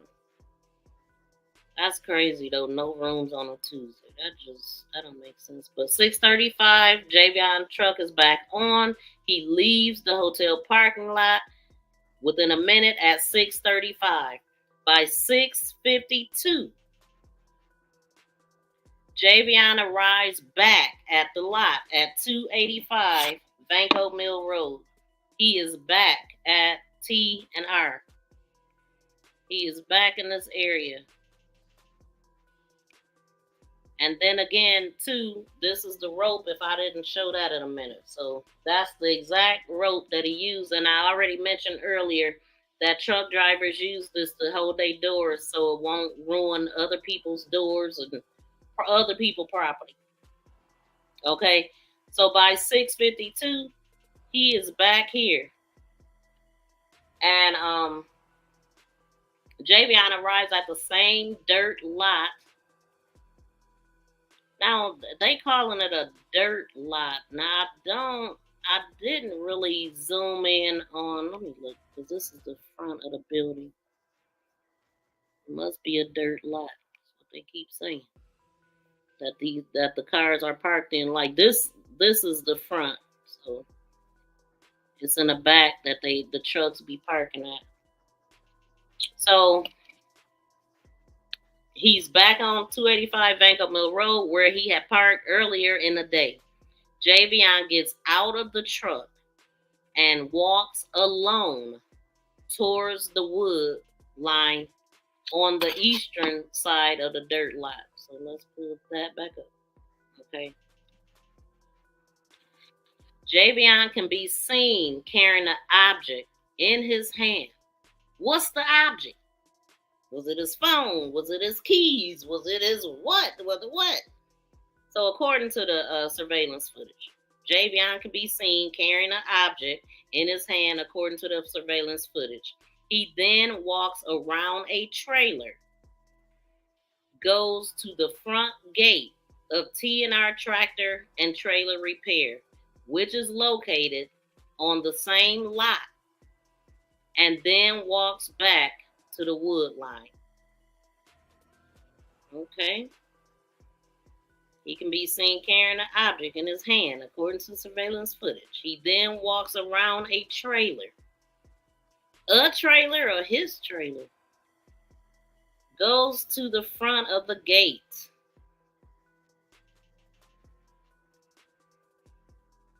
And then walk back into the woods. So right there, I mean, I don't know if this is showing. I do have that other picture that shows the gate. Because the gate, I don't think is showing here.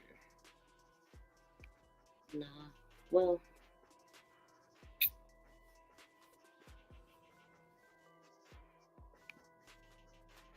you can see right over here to the left where you can see a truck or something over there. That's where the parking lot is at, off to that side. So the gate is like right here, literally.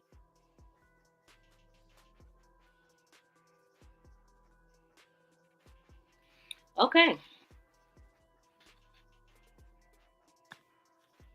So they said Magee gets out of his truck and walks alone towards the wood line on the eastern side of the dirt lot. Magee can be seen carrying the object in his hand, according to surveillance footage. He then walks around a trailer, goes to the front gate of T&R Tractor and Trailer Repair, which is located on the same lot, and then walk towards the wood line. At 7 p.m., that was at 6:52. At 7 p.m., Magee gets into his truck and turns it on.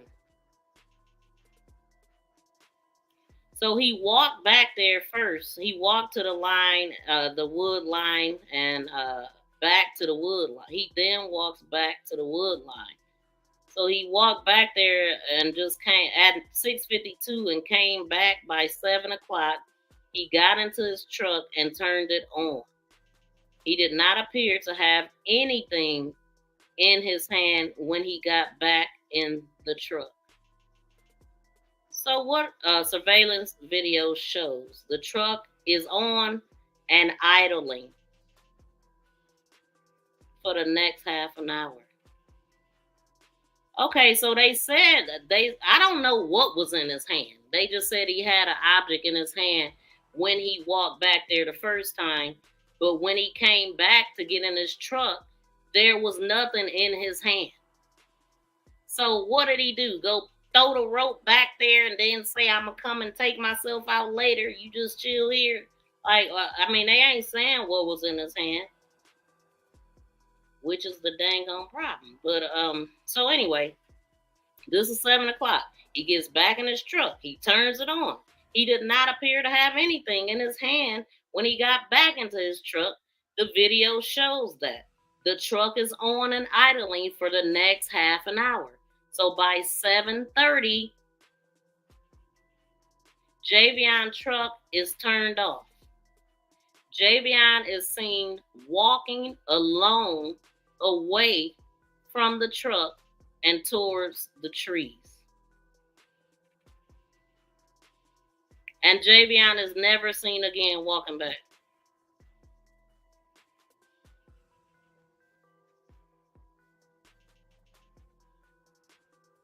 So at 7 o'clock,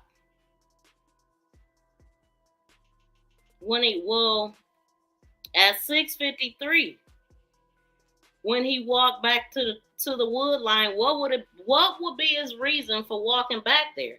It's like he walked back there to hand somebody something or something. Like, so they basically saying between 6:52 and 7:30 is when he was first encountering this wood line back here. So because we now know that it is property and stuff back here, could he have been going to meet somebody over here to give them something?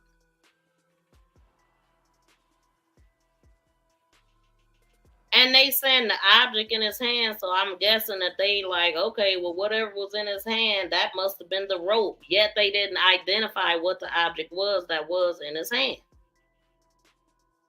But that's what they found out there. Maybe, just maybe, he bought that rope for somebody else. I mean, If he walked with the rope, and they didn't say it was the rope, but they saying the object, maybe he gave it to him. Maybe he went to the store and bought it for another trucker because he was there first, right? Was he talking to somebody when he was there the first time?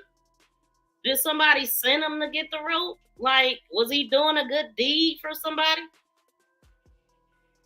Because if he had the object in his hand when he first walked to the wood line, why wasn't it in his hand the same way that they seen it in his hand the first before he walked away? It could have been another truck driver. It could have been. It could have been a lot of things, but I don't believe he did it to himself. But why would he walk there with something in his hand and then come back without it in his hand and then sit for 30 minutes? It's almost like, I mean, he was just chilling. I don't know, man. It's something. It is something. And somebody knows something. Somebody knows something. I'm going to put up the call-in number too. If anybody want to call in and let me know what you think, I'd like to give y'all an opportunity to call in because I'm just like, I don't know, man, but I just know this ain't right. This is not right. It sounds like a setup. But don't it like for them to say that he walked away from the truck at 6:52. He arrives back at Vanco Mill Road where he parked his truck earlier. So he was already there. Maybe somebody sent him to do something. He gets out of his truck and walks alone towards the wood line on the east side of the dirt lot.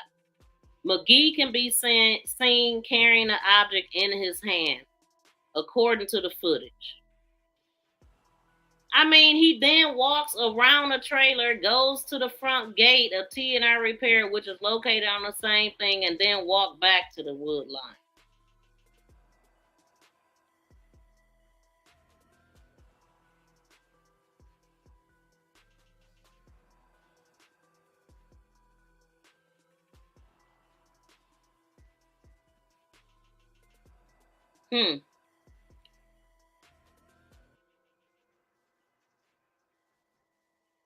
Yeah, that's crazy, man. I want to see that footage. Release that footage. Release the Hampton Inn. Release that footage. Especially if they not going, this supposed to be the end of their investigating. Yes, thank you. Anybody can call in. I think my ringer ain't on, but I'll see when it rings. Because I'm reading. But so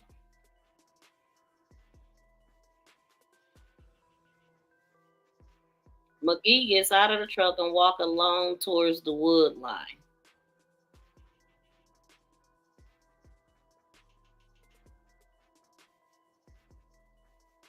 They need to look at footage of that area hours before he got there to see if anyone went over there. Yeah, it ain't no footage over there so conveniently.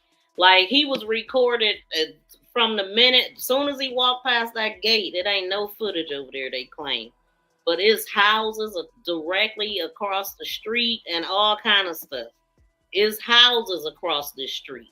That's why, and it's a busy road. So I'm just like, how did they not see him before 10 something? How did they not see him? This is shady.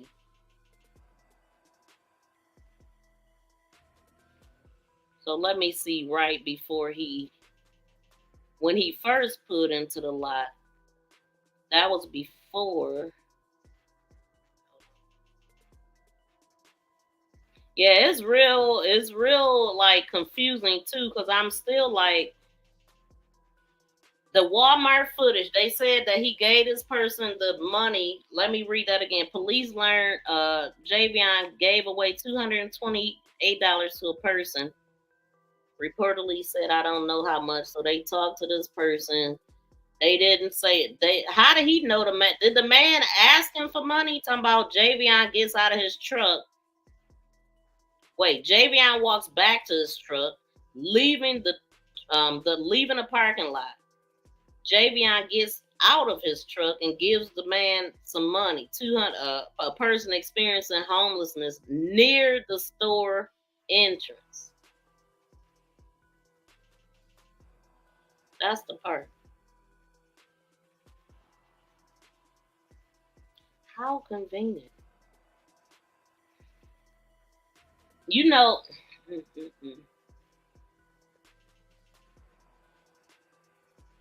I'm just trying to figure out how did they even get connected to the homeless person for this person to tell them about the money? Because that would have been just between him and Javion, unless it was caught on the camera. I mean, because if it happened at Walmart's entrance, they literally have cameras. Like, soon as you like walk along the side of, like, coming out of the door, you go to the right, there's like a sidewalk. It's like a camera pointing right down in that area. So they would have been on camera if it was at the store's entrance. But it's just annoying that they didn't show that to us. But I mean, I don't know. I mean, they are known to redact stuff that could mess up an investigation or a trial, but clearly a trial is not what they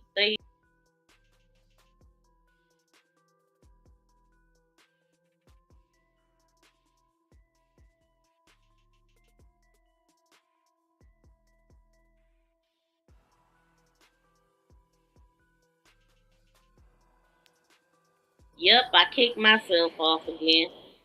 Wait a minute, let me move this. Always a trick bag. Oh, that's the wrong thing. But yeah, I think y'all can hear me though. And I still I don't think I'm quite done yet either. Give me a second.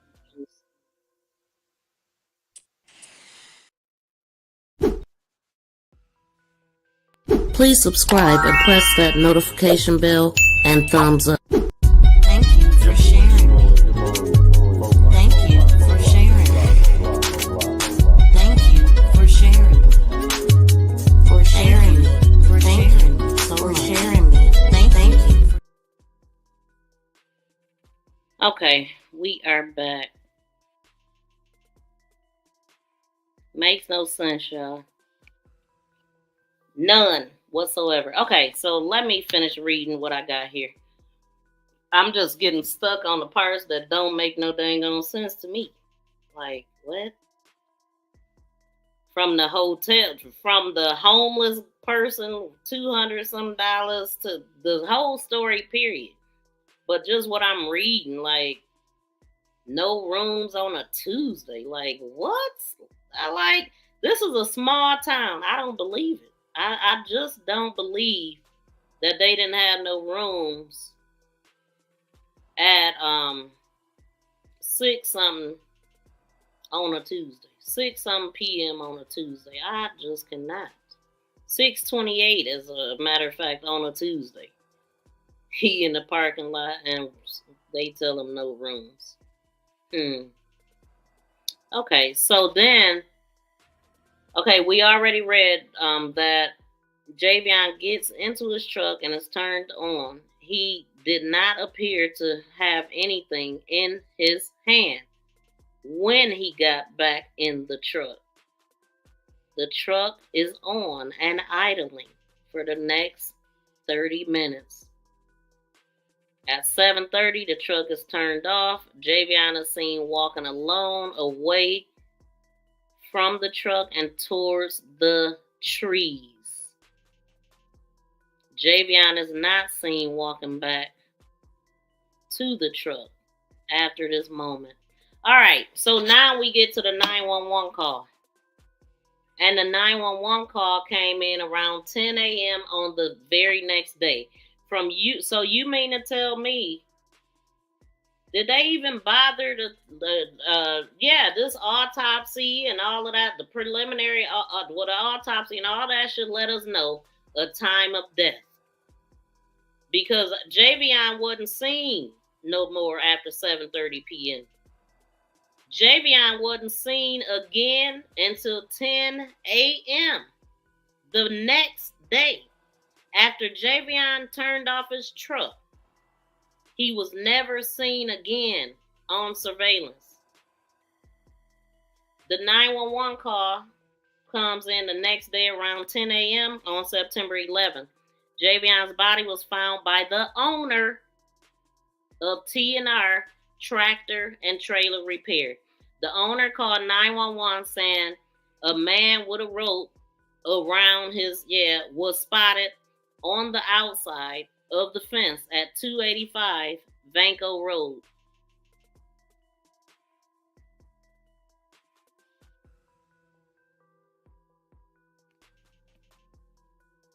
The man, later identified as Javion, was not breathing.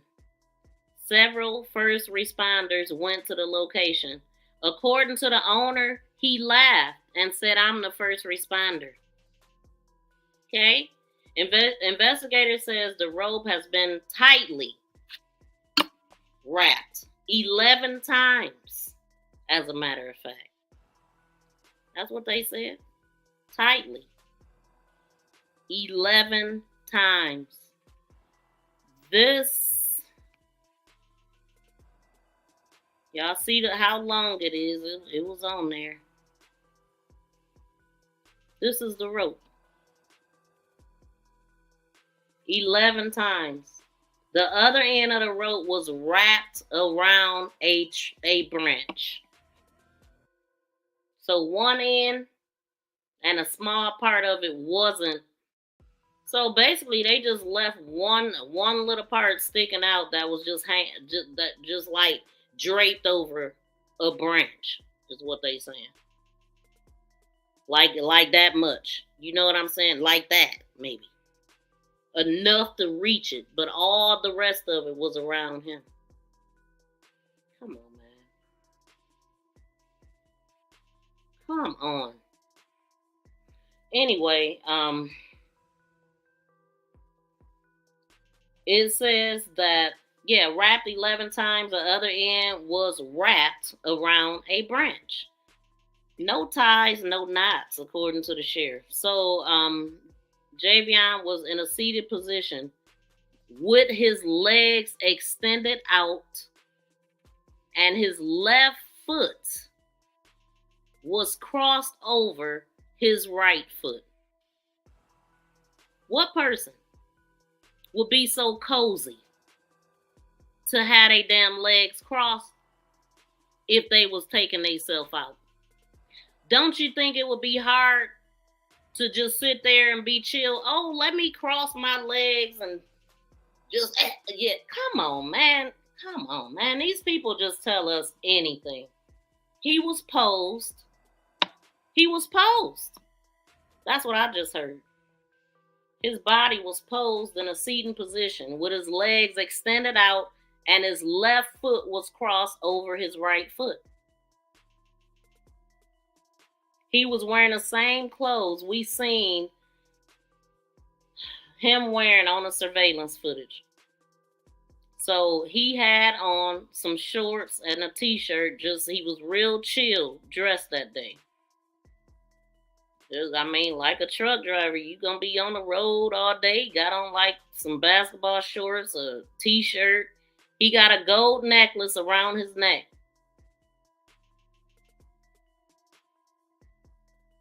I took some still shots of that.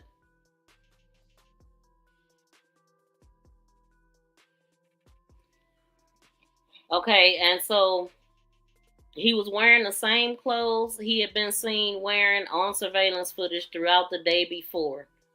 A white t-shirt, black shorts, white socks, and some black Crocs.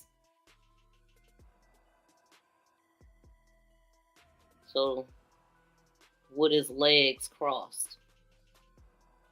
Now they saying lying next to Javion was the rapper. And it was the Walmart brand rope that they seen. So the rapper to the Walmart brand rope he purchased the day before.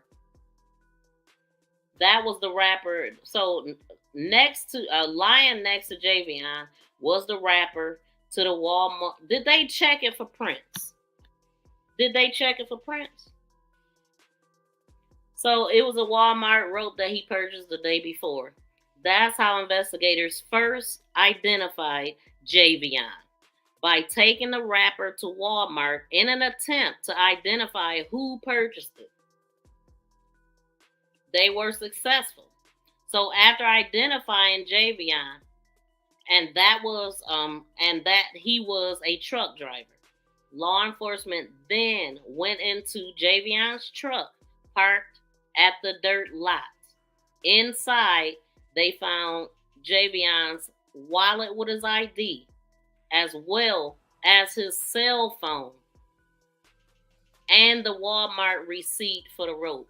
Okay, so his cell phone, he went on the other side of the gate without a cell phone. What was he going to do?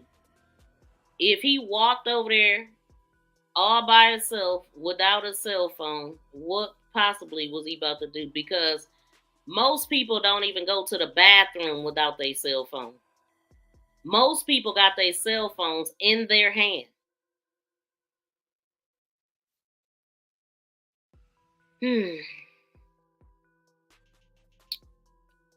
This is crazy. Place, position. Exactly. He was most definitely put into a position.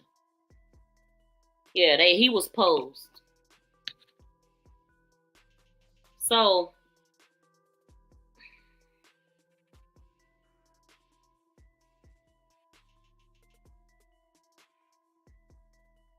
inside, they found his wallet with his ID, as well as his cell phone and the Walmart receipt for the rope. Law enforcement contacted Javion's father to let him know what happened. Javion's body was taken to medical examiners. I believe exactly what they said. So law enforcement contacted his father. So his father got the call. So do we believe his father was lying when he said that what they said to him?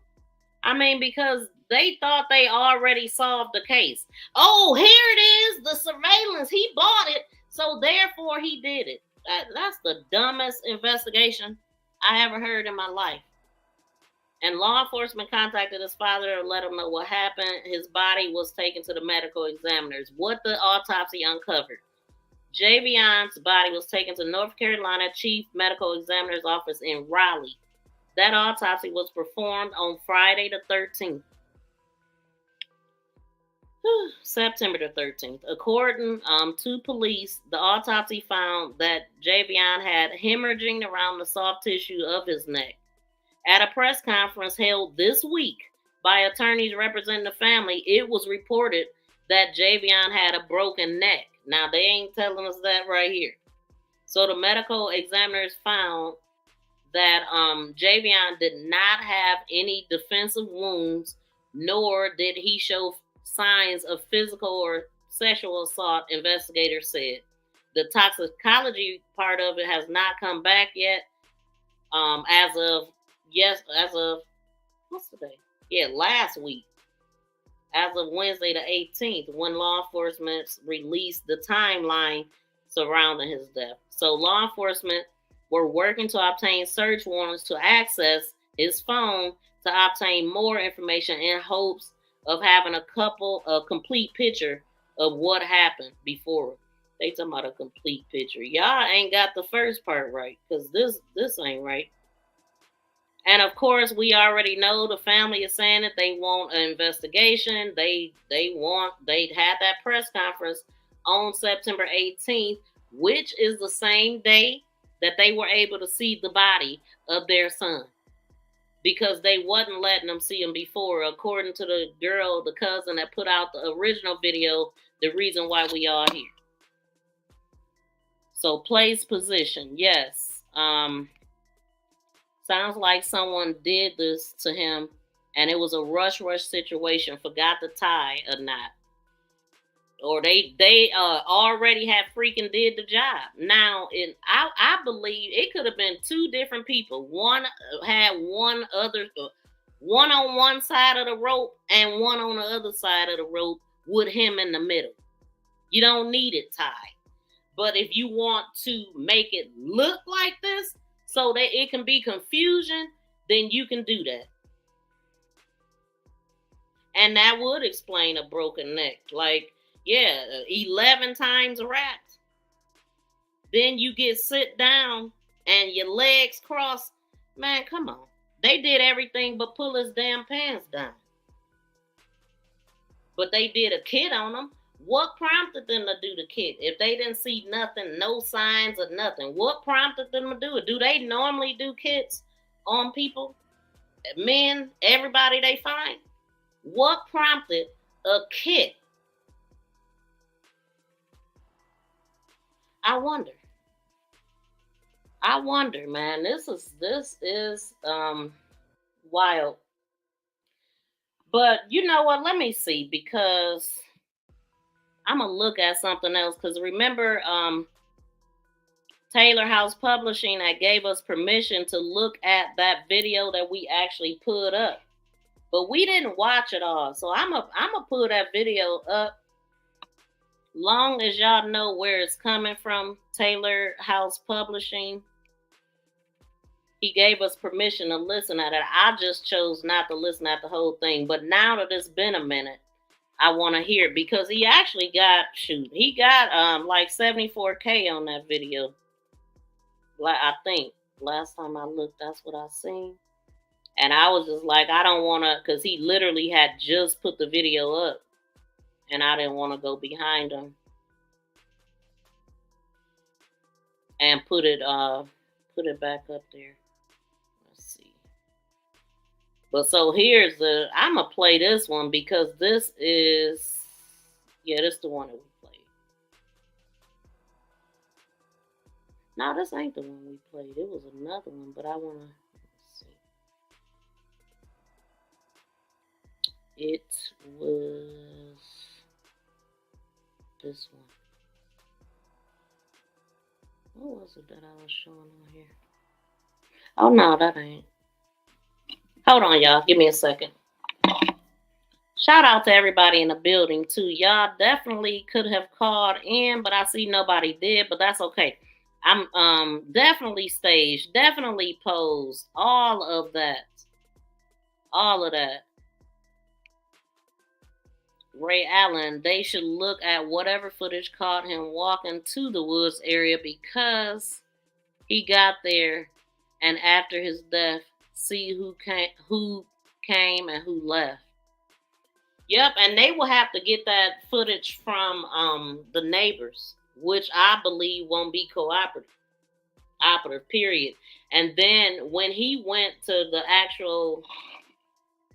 actually went to TNR, I'm talking about Taylor Publishing, he went to TNR to talk to them about the incident. They was like, we ain't talking to nobody or something. Like, the person, he was talking to somebody at first, and then they went back to the owners. They came back up with the card and was like, we won't be talking to nobody. So now it make more sense. They don't want to talk. They the ones that found the body. We don't know nothing. Okay, let me play this stuff. Hold on.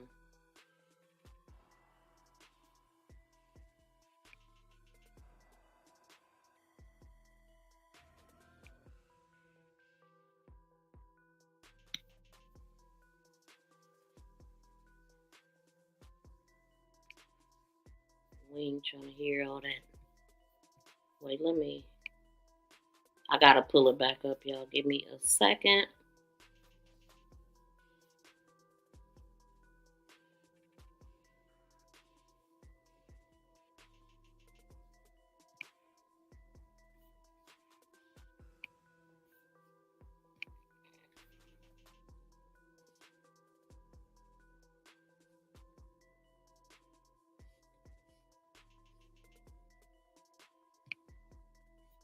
Okay, we are going to do this.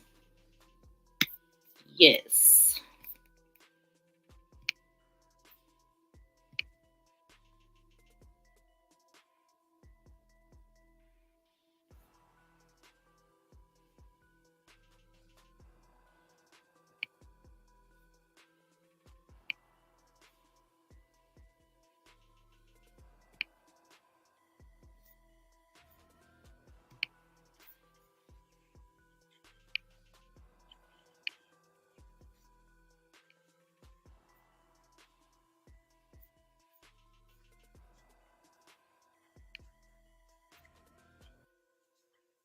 I'm going to walk you to the side of the building, of the place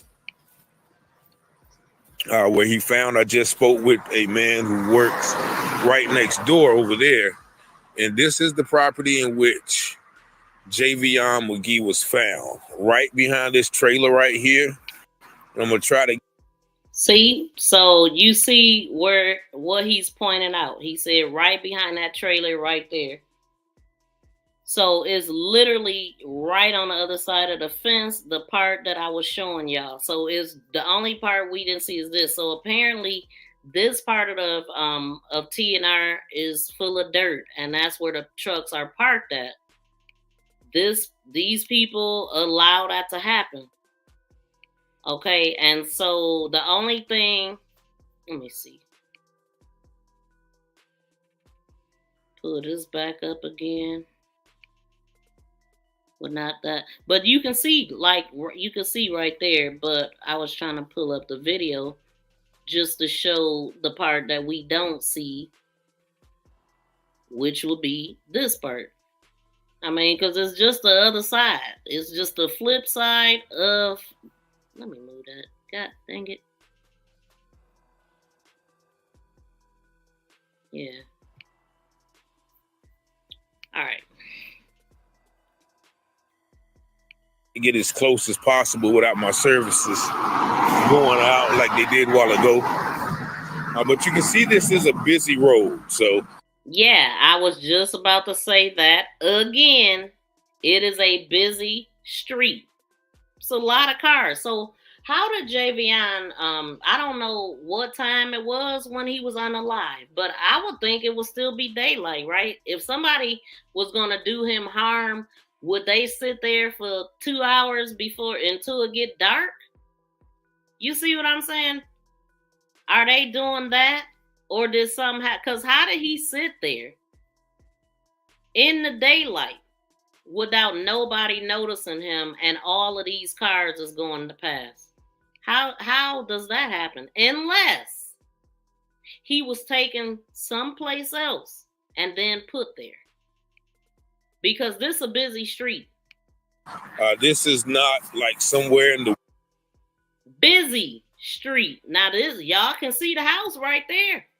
You can see the house that I was showing in this footage. Let me pull it up again.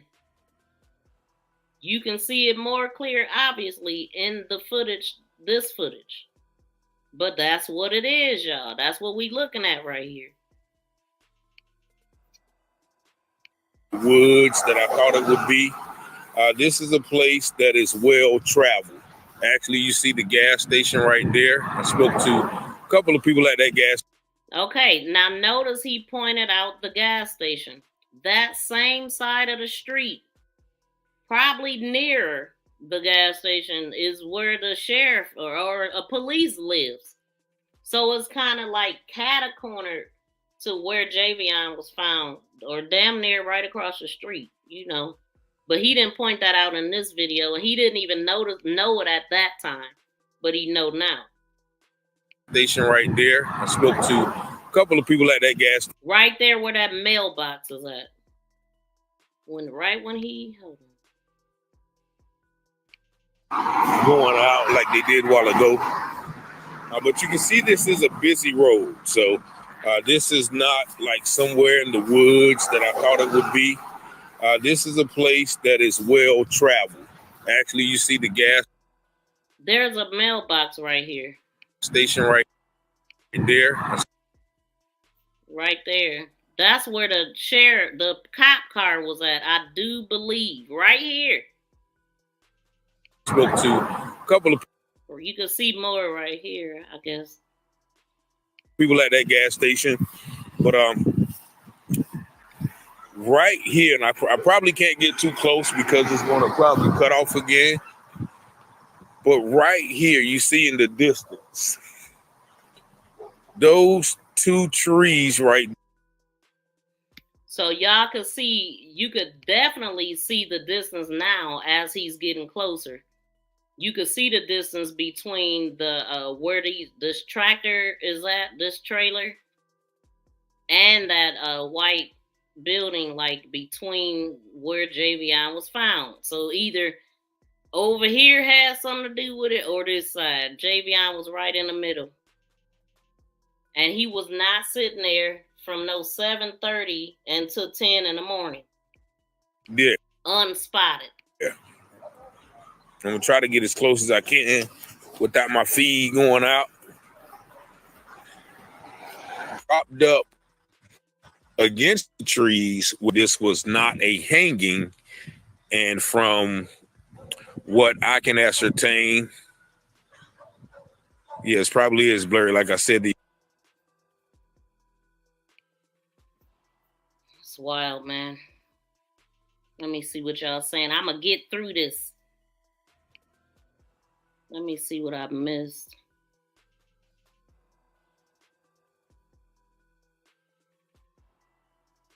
Okay, let me keep it going. the service is bad out here. We in Henderson, North Carolina. But what's going on, Anna Marie? This is the location where young Javion Magee was found. He was found here at 10 in the morning last Wednesday by a gentleman who was cutting my card back. Now, also was another black gentleman in the shop. You know, like I was cut on the Underground Railroad, and they didn't want to speak to me through the Bishop Road right there. So it could be seen right here from the road. And so the family, of course, still does not believe that a healthy 23-year-old truck driver would come way down to North Carolina after dropping his load off at the Walmart and commence to unalive himself, as some people say. Not at all. But, you know, that is where the young man was found. This is the truck stop. I guess they said that, you know, he parked this truck right around here, and then he was seen walking. So I guess it is. You can see, like, it's just a big lot, and they just let people park there. Away Look at that. From the truck through the path. And so, but, you know, studies have shown to counteract this, that, you know, even when black men commit suicide, they don't do it by hanging. And so it's hard to believe that, you know, a young man healthy with no history of mental illness or anything like that will just drive all the way from Bellwood, Illinois to Henderson, North Carolina to commit. Exactly. Nobody is going to do that. And I'm going to take it down because I really just wanted to show y'all the area again. And so, let me see. Yeah, I really just wanted y'all to see the area again and make it make sense. It don't, even with the timeline. And let me see if anything else is has come out or anything we need to report on here more.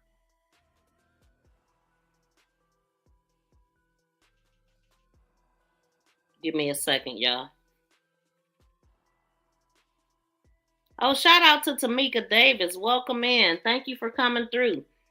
It's a lot of information here. Like, they came out with a timeline of Javion. Javion, at least alleged timeline.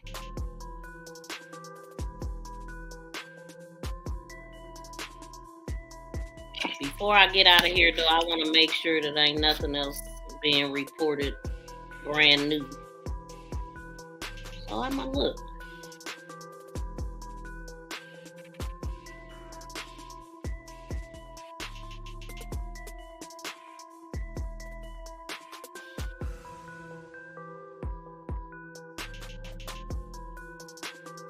Let me see what they saying, because I have not looked at this information.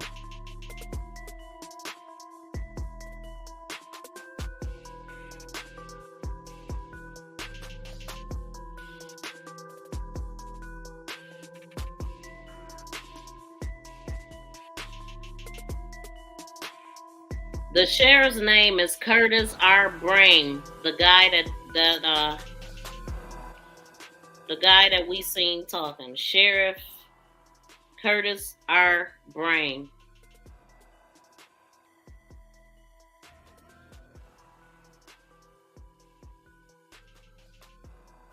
Javion's birthday is October 5th, too.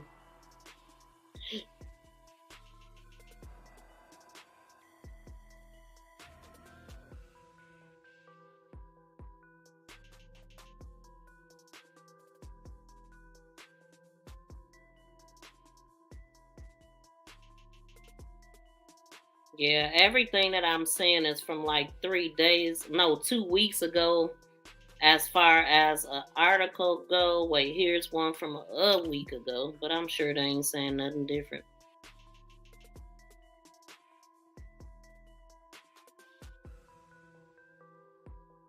Ain't nobody buying this though.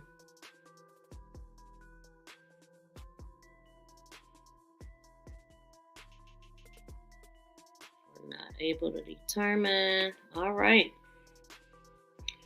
Well, shoot, that's all I got for today, y'all. If y'all got, I'm looking at the chat if anybody wanted to chime in on anything that you just heard here. If not, we gonna get up out of here because I just wanted to go over that timeline. Like, when I tell y'all, hold on, let me do something else. Y'all know, though, the other person that, I really need to touch on, even though it ain't gonna be, it's not a super long report. I ain't gonna report on her. I don't want to mix it. I ain't gonna mix it. When I go live this long about one person, I don't want to mix with somebody else on the end. I would end up needing to clip that out and make a whole nother video.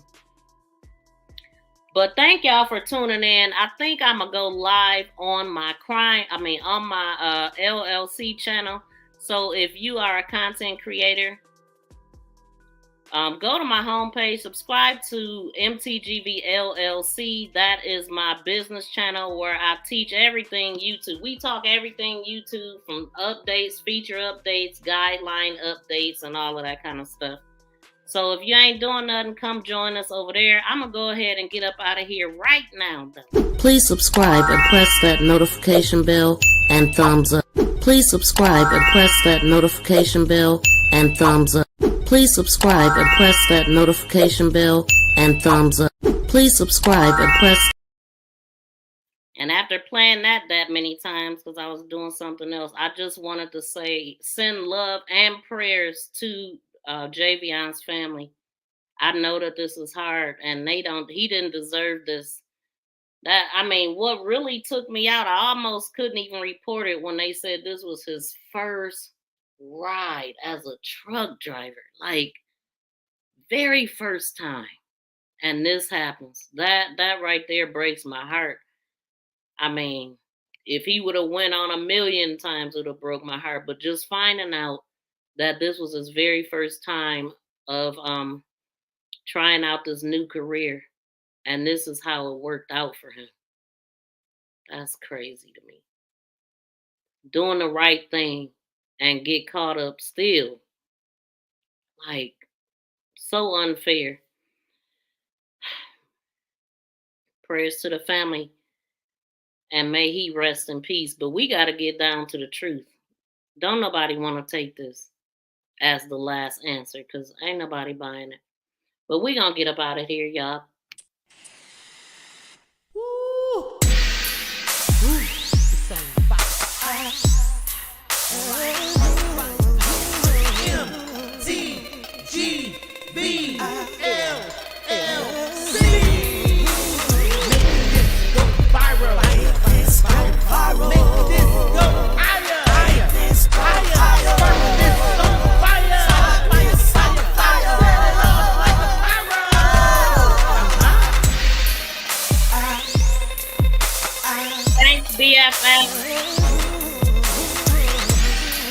Thank you all for tuning in so much.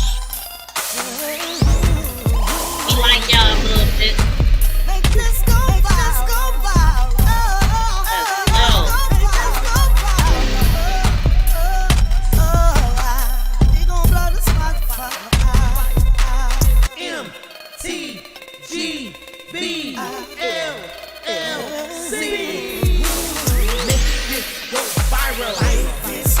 Fire. Make this go higher. Higher.